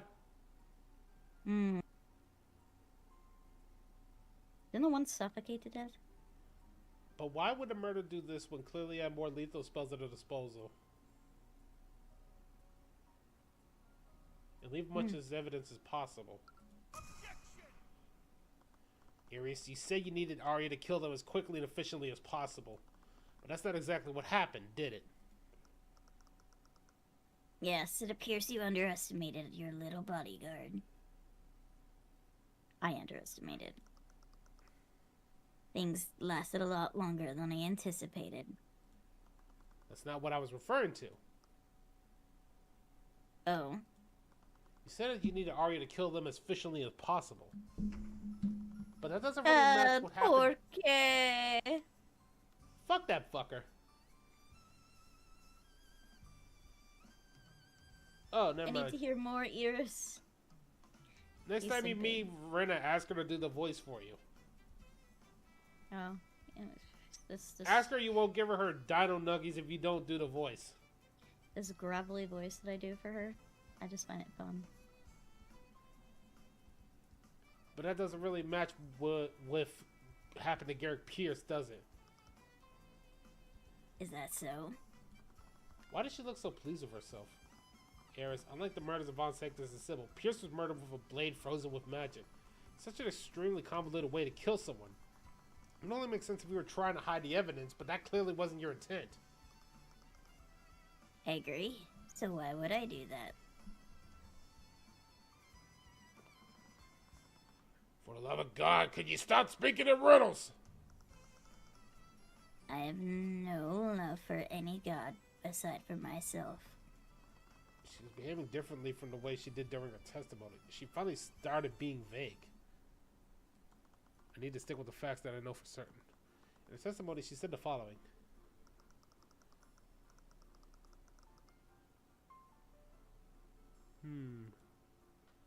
She needed them to. Why? She could have been trying to mislead Lee. No, considering who she was definitely trying to mislead me.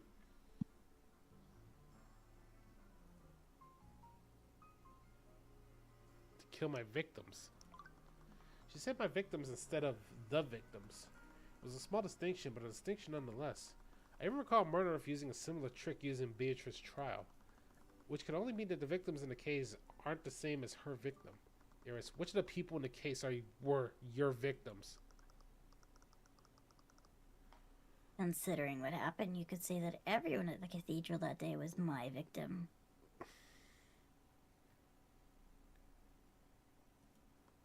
Yes, but who was killed directly by Beatrice Frigga or Arya Steelwind?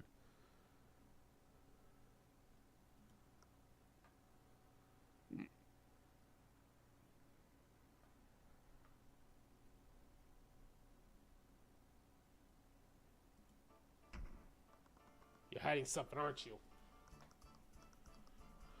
If that's what you want to think, it's definitely possible.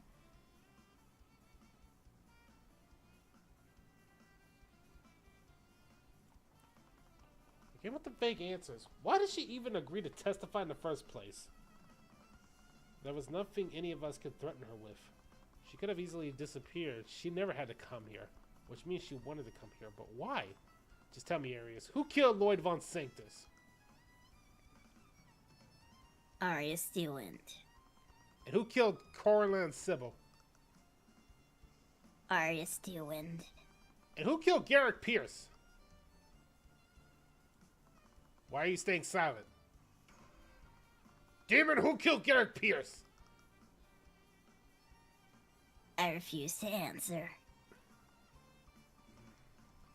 She was doing this on purpose. In her own obnoxious way, she was trying to guide me to the truth, but for what purpose? Was Arya not the one who killed Pierce? Eris, you're not the patron described in Arya's contract, are you? Who knows? I never confirmed or denied that. What kind of game are you playing? I knew it. The murderers were too politically motivated to have been completely random. Who is the patron, Eris? Who's responsible for all this? You want me to find out the truth? So why are you staying silent? And what would be the fun of that?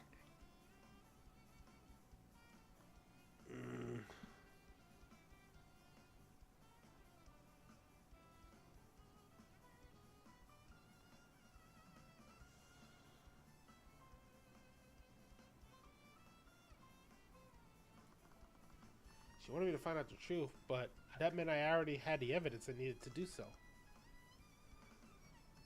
You felt it, haven't you? Ever since the investigators started, you felt a nagging feeling at the back of your mind, haven't you? It was Rena. She accidentally killed me by smothering with her big boobas.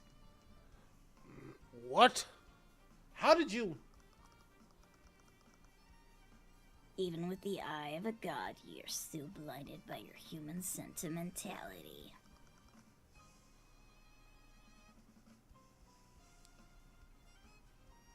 So think through it carefully.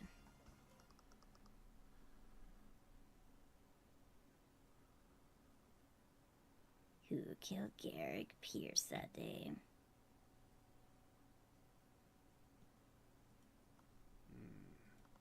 Okay, I need to think through this. Let everything else disappear from the world. I need to look at each of the pieces where they lay on the board. Eris isn't the patron. That meant that someone else was controlling Arya's actions. But they are still coordinated with Eris, who had control of Beatrice.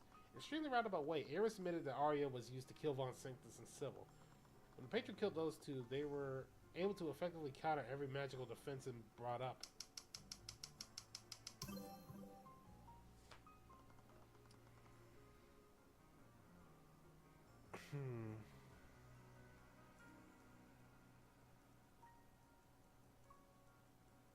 Hmm.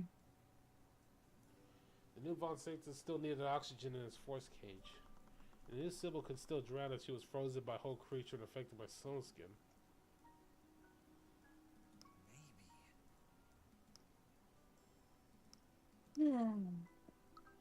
Gotta know about politics, no? No, they talk about the way those two died. He was describing how those two died, not who they were. So I think the patron is experiencing lethal magic. They're well versed in using magic lethally.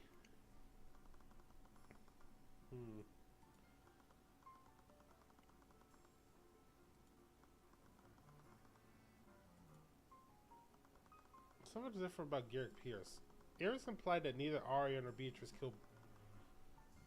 So, did the patron kill him personally? But why? They already had control of Arya. I would imagine the entire point of enthralling her would be to hide their own involvement. Did someone become impatient because Celeste was holding her ground against Arya? Beatrice would already be able to slip past them. That's how she knocked me and Pierce out of a sleep spell at 2:30. If the patron was coordinated with Varys, she could have possibly easily killed Pierce.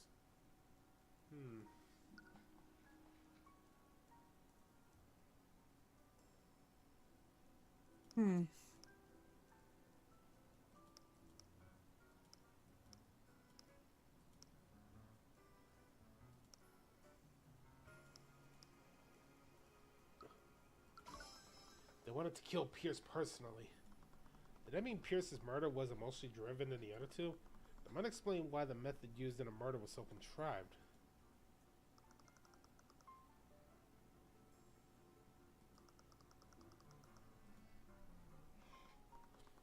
True, she wanted me to piece it together. At first I thought she was trying to blame me for what happened, but if it were true, she wouldn't still be here. There's something else she wanted me to realize, all to throw me in despair somehow. Though the way the patron controlled Arya, they were creative and skilled at using magic. They must have been constantly exposed to situations where they encountered spells and all of their restrictions. They also personally handed a blood contract to Arya and had her sign it. Going by which I know, Arya was either threatened or tricked into signing a blood contract. So whoever did this must have the strength to threaten her, or they were deeply trusted by her. In addition to that, they must have been close to the prayer room before the attack happened. And lastly, they must have had a personal grudge against Garrick Pierce.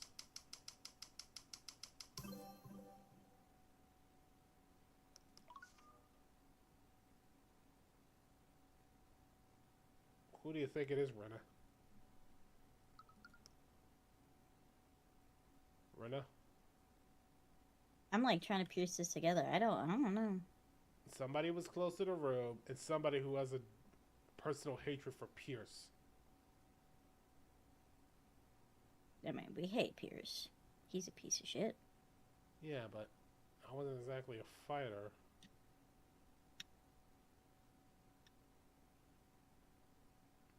To be fair, a lot of people really hate Celeste. Yeah, a lot of people hate him. Like, Celeste hates him.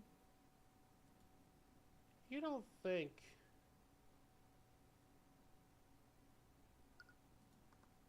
What? Doesn't she have ice magic? No, that's not... But it's where all the clues led me. Who did Eris make a blood contract with on the day of the murder? Oh, am I fucking right? Huh? I don't know.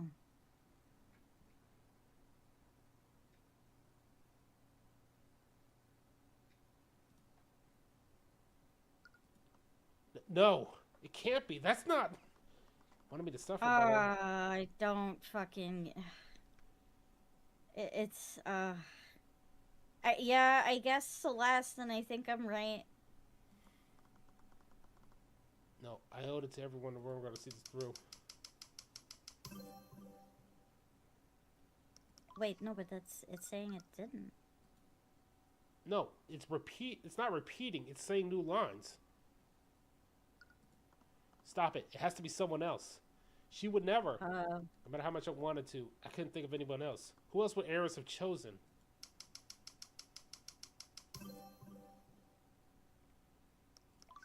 Jesus Christ. Damn it. He cannot come to terms with this. Damn it. Ugh!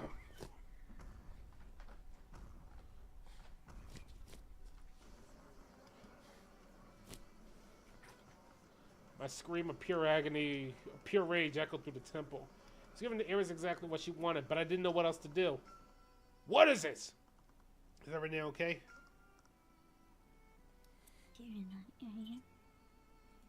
I looked at her. We both remained silent, short of understanding of the truth. There it is. You realized, haven't you? I've been waiting for this moment for so long. What are you talking about? I demand an explanation! Mr. Cuthbert? Oh wait, Mr. Cuthbert, what have you discovered? Tell them, Tyrion. Tell them who did this. Issue your divine edict right now. I want to be wrong. I never wanted anything more in my entire life. Nothing would make me happier than having the idiot fail, even if it cost me my life. But I knew. I finally realized what had happened. I barely muttered my next words. Aracel made an impressive discord. Cuthbert, attorney of the arcane. By the eye of Horus, I issue upon you a divine edict. Release thy guards and manifest your blood contract with... Say it. Say her name so that everyone can hear it. Release thy guards and manifest your blood contract with... Celeste McCoy.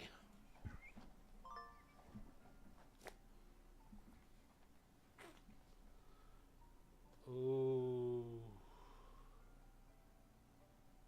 Uh-oh. With the apparent death of Tyrion Cuthbert, the Empress of Discord shall revive him, contingent upon the eternal servitude of Celeste McCoy. Henceforth, Celeste McCoy's soul will be eternally bound to the abyssal hells. As part of her servitude, Celeste McCoy shall engage in actions deemed necessary to secure the compliance and cooperation of Argus Steelwind and the Empress endeavors. And lastly, it is stipulated that Celeste McCoy, of her own volition and agency, shall bring about the demise of Garrick Pierce by her own hand. Afterward, Tyrion Cuthbert consciousness will be restored. I died? Tyrion, oh, I'm so sorry. What in the hell is going on? Demon, what is the meaning of this? It's exactly what it looks like. The patron you've been looking for right in front of you the entire time.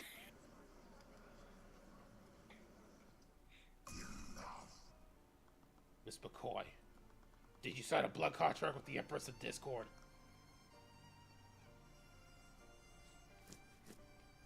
I did. It's the only thing that would save Tyrion. What? I never fought Arya. I fought Beatrice and Eris. Beatrice's illusions were too much for me. They broke past me and ran past the prayer room.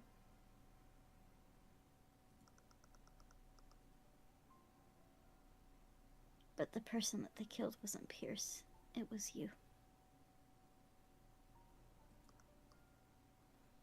Tyrion. She couldn't even bring herself to say it. Do you realize now, Tyrion? Stop it!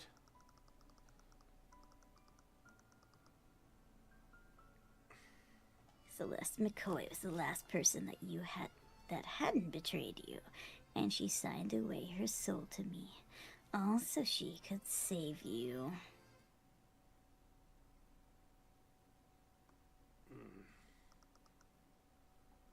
Why the somber look, Theo?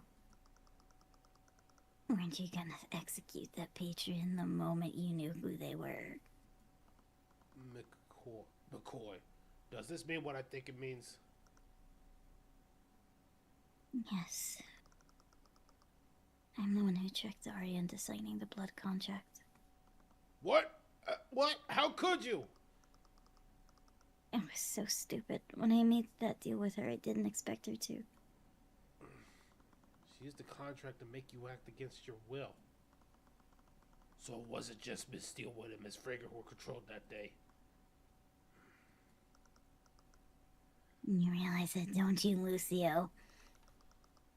As long as a contract with the patron exists, your daughter will always be vulnerable to my influence.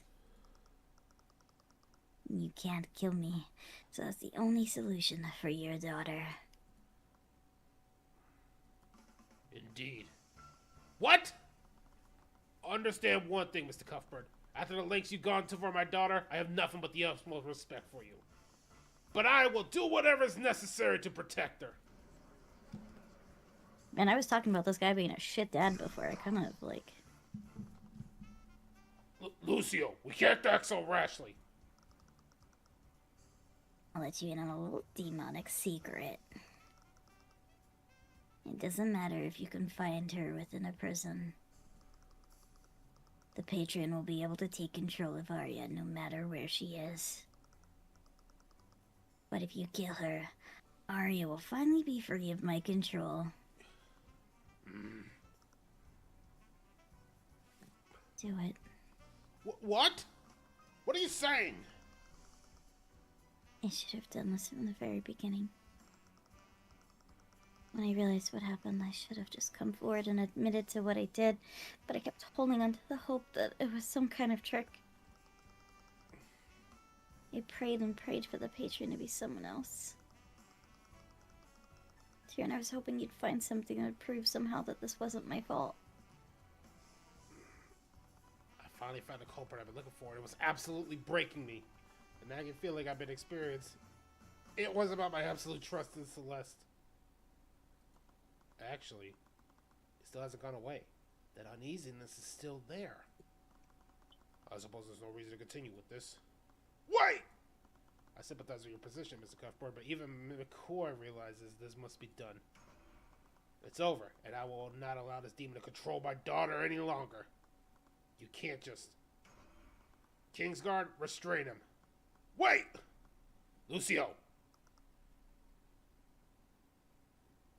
That's enough.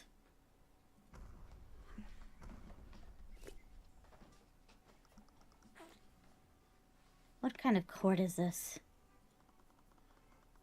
Arya left from the platforms above and landed right onto the witness stand.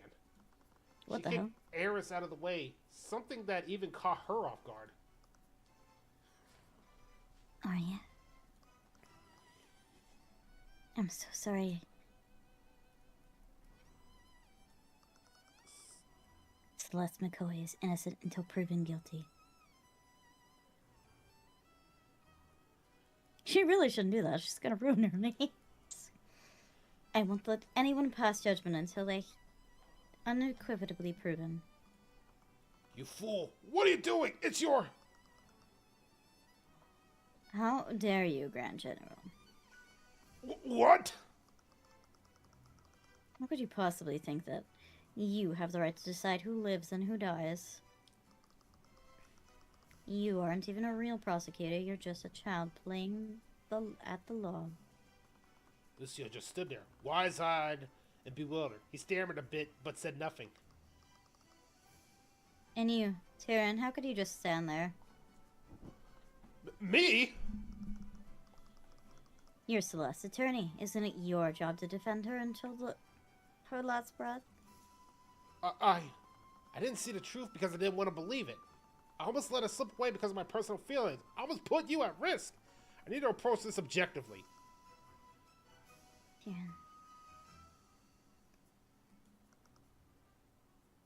The hell with that. Huh? Justice may be blind, but I will not allow it to render to heartless. Not as long as I'm here.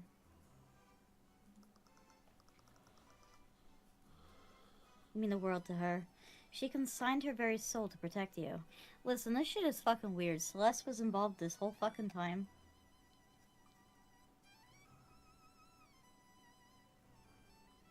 So we know who the culprit is, right? Wait a minute. Hmm? Rena. What? Answer me legitimately. What? How much of the setup do you think Celeste could actually do? Something's not right. I mean, she didn't orchestrate most of it. Iris did. Let's keep going then. Iris orchestrated, like, this working out in her favor. Iris had Beatrice kill Tyrion. And then Celeste made a contract to have Tyrion resurrected.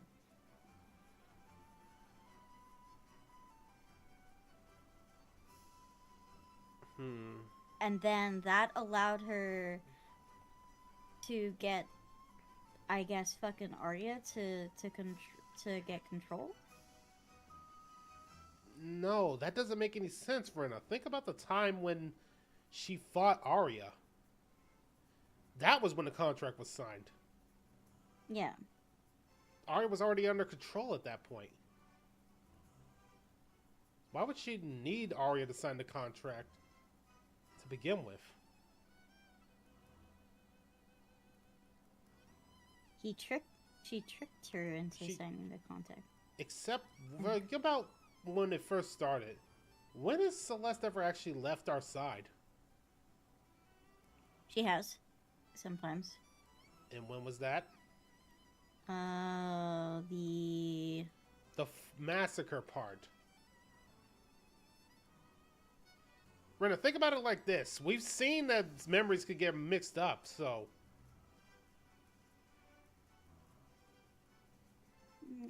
To take a shit? No, but Iris can't lie, though. And it specifically states in the contract to get Arya to do, to do the thing. Rena, you lied. Bro, we were, like, debating. I know, but let's keep it going. If you abandon her when she needs you the most, then you don't deserve her. Tyranny. No, I think there's something wrong. I don't know. This seems pretty cut and dry to me. You're the lawyer. Yeah, it's fucking convoluted. It's convoluted, and you know she can't lie. But you know there's other ways to lie without lying, right? I mean, the only way to do that is to just leave stuff out. You're not lying, you're just not saying anything. Exactly. Which she's proven that she will do. Because she did not say who killed Garrett Pierce. She didn't lie. She just didn't say the truth. And she made sure for you to know that it wasn't... that Arya was the one who killed the other two. Yeah, but it's also a way to... But that's also a common trick other people use to, like, have people think it's not the same person. The prosecutor was right. We were all being cowards. Me, Lucio, even Celeste, we all just wanted to run into the inevitable to save us the pain. Celeste, can you testify about what happened?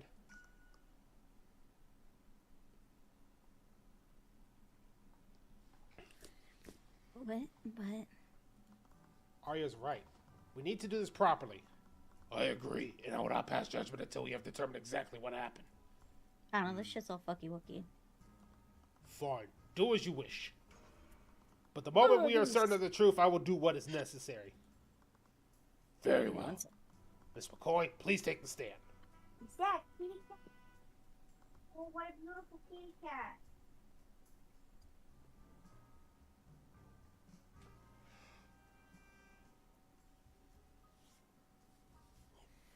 Give us a second, Chad. I think Rena just saw her cat. Now she's probably trying to play with it.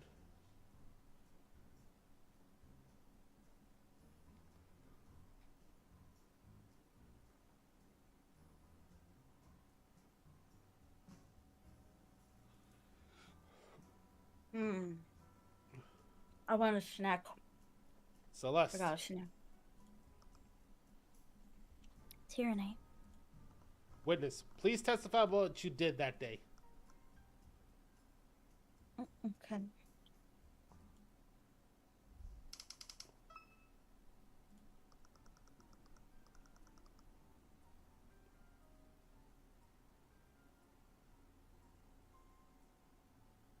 The truth is that Iris rewrote your memories, Tyrion.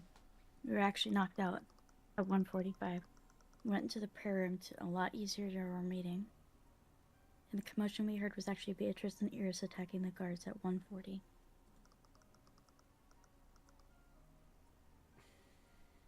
They tricked me and slipped into the prayer room. After that, Beatrice killed you.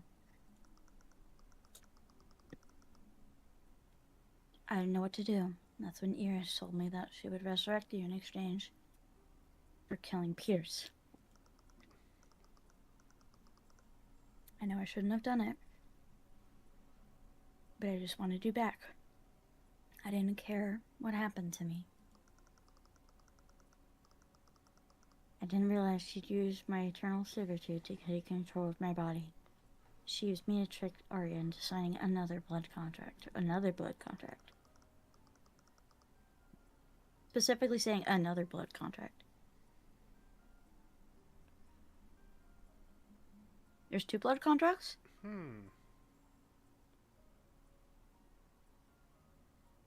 After that, I found through my end of the deal, I killed Pierce so that she would bring Tyrion back.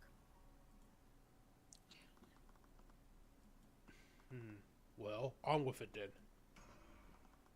Begin your cross-examination, Cuthbert.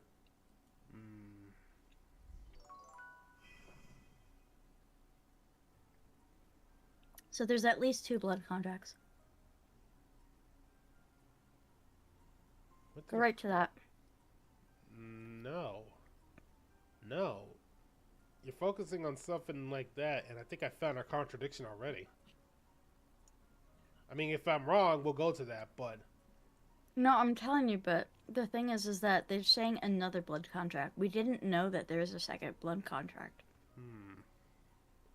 Went to the prayer room a lot earlier for our meeting, and the commotion we heard was actually Beatrice and Iris attacking at 1:40.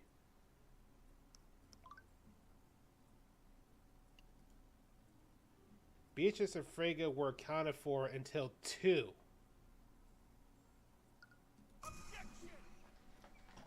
Celeste, according to you, we heard a commotion at 1:40 p.m. We went out to investigate, and that's when you saw Iris and Beatrice, right? Yeah, I lied about my fight against Arya. I never even fought her. If that was true, how could I explain this discrepancy? I couldn't trust my own memories, but LaFay, Miram, and Lerzik shouldn't have been affected. Thing is, She said contracts with other Freyas, though. The thing is, Celeste, something about your timeline doesn't match the evidence. Yeah, but remember, the other necromancer's not a Freya, remember?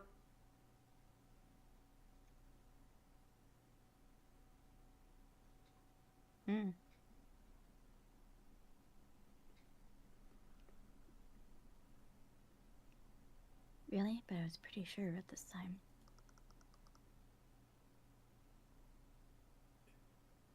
We were supposed to meet at 1:45 p.m.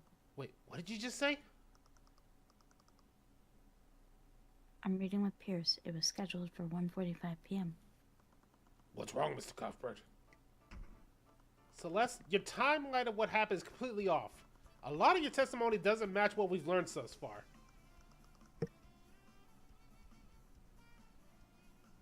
What? But I swear I'm not whining. Firstly, it's about the exact time you saw Iris and Beatrice. According to you, you saw them at 1:40 p.m. But LaFay, Miriam, and Lazarak didn't lose track of them until 2 p.m. What? When did they say that? You were there with me when we spoke to them. I know, I was paying really close attention. I need to see how close you were to finding out the truth.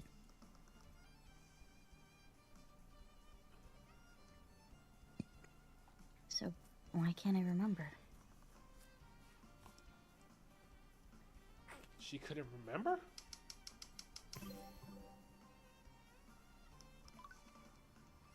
Where is it? Here it is.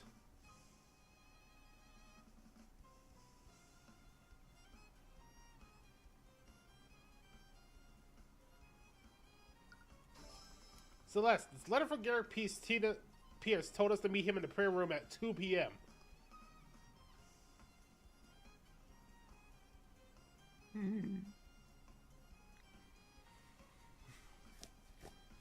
What?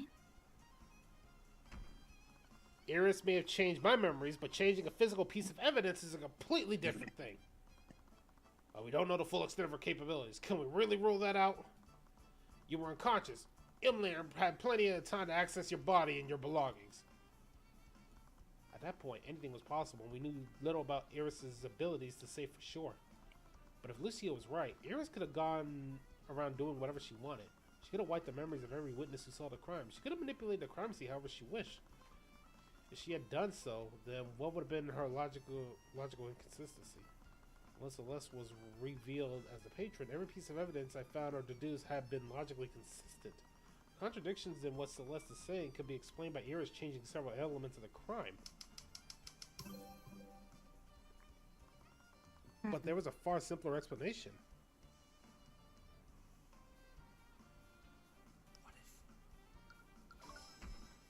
Celeste, Iris currently has you under eternal servitude. If she can manipulate my memories, what's to say she's not manipulating your memories right now? I guess it's possible, but why would she even bother doing that? She wouldn't need to do that unless she had something to hide. Are you serious? What more is there left to hide? Whatever it is, it's important enough to make a drastic change to Celeste's memories. Wait, if that's true, that means Celeste's true memories will tell us exactly what we need to know.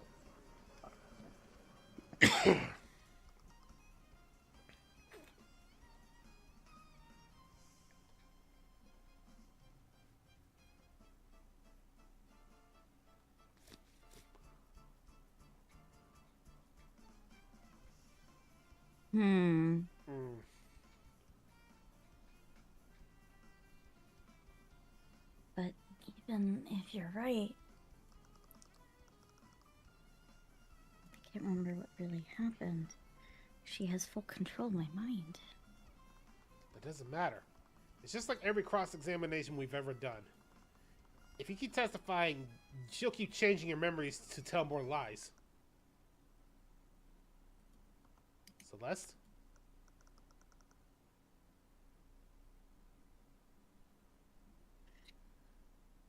It's really obnoxious how persistent you are. What?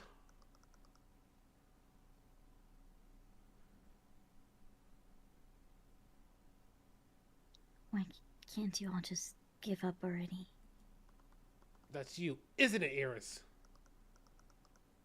Unfortunately, your little interrogation ends here. Kingsguard, what are you doing? Destroy Illuminator's body! Too late, Lucio. I win. Celeste! Damn it all! Iris, what did you do to her? I put her to sleep, just as I did with Beatrice. You! Why would you do such a thing, demon?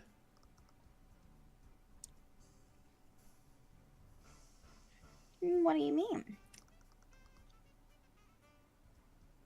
I did it for the same reason I do anything. What would make Tyrion suffer more than putting his love into eternal sleep? You could have done that from the beginning, though.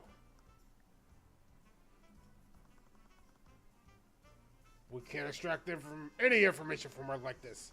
The only person who can tell us what we need to know is Celeste. Ever since I discovered the truth about what she did, one possibility is floating around my mind. But is it even possible? No, that didn't even matter. Irresillator? What is it? What would happen if I nullify Celeste's blood contract? Assuming there's anything to dispute, everything granted to the contract would be reversed, including your life. And I don't think you fully understand what that means. Lucio, what is it? Your men should know where Ruby Tamura's law office is. They do. You'll need an attorney to cross-examine Celeste's testimony. She owes me, and she'll be able to finish this on my behalf. Wait. Tell her I'm sorry I couldn't say goodbye to her in person. You're not seriously, are you? I'm among the eldest evils who have ever lived. Would never create a faulty contract. Irresillator, Empress of Discord! No, wait. You know I can't speak lies, correct? By the Eye of Horus, I demand the opportunity to dispute your blood contract with Celeste McCoy. I'll state it plainly then. There will be no room for doubt. I don't care. What? Celeste sacrificed her life to save mine. How could I ever face her again if I didn't do the same for her? You're insane. You're just risking death for nothing. Why are you so nervous? Maybe this is pointless, but I will never stop fighting for her. Stop this.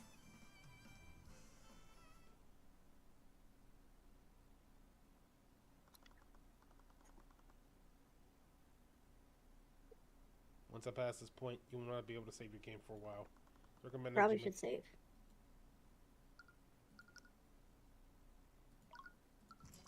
For a while. How much fucking more is there left?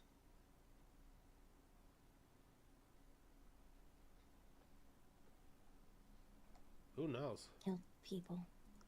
Did you save? Yeah, you just saw me do it too. Yeah. We should probably end off if this is the last save point for a while. Yeah. It's 11. Yeah, I gotta do my dailies and then do my night rain run. So now I gotta figure out who to raid into.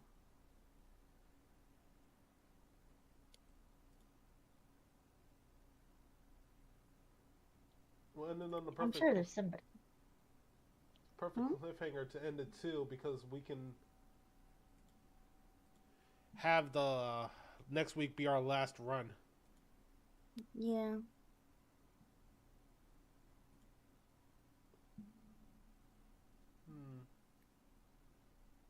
What insanity.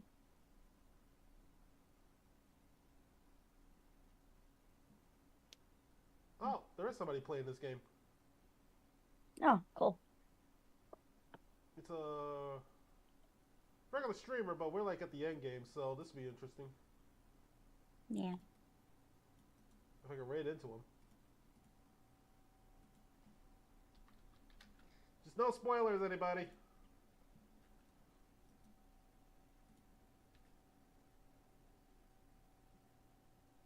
No spoiler. I'll see you all tomorrow with Kingdom Hearts, and Rena, you'll see them all with... We were there. Alright, and I will see you all next time.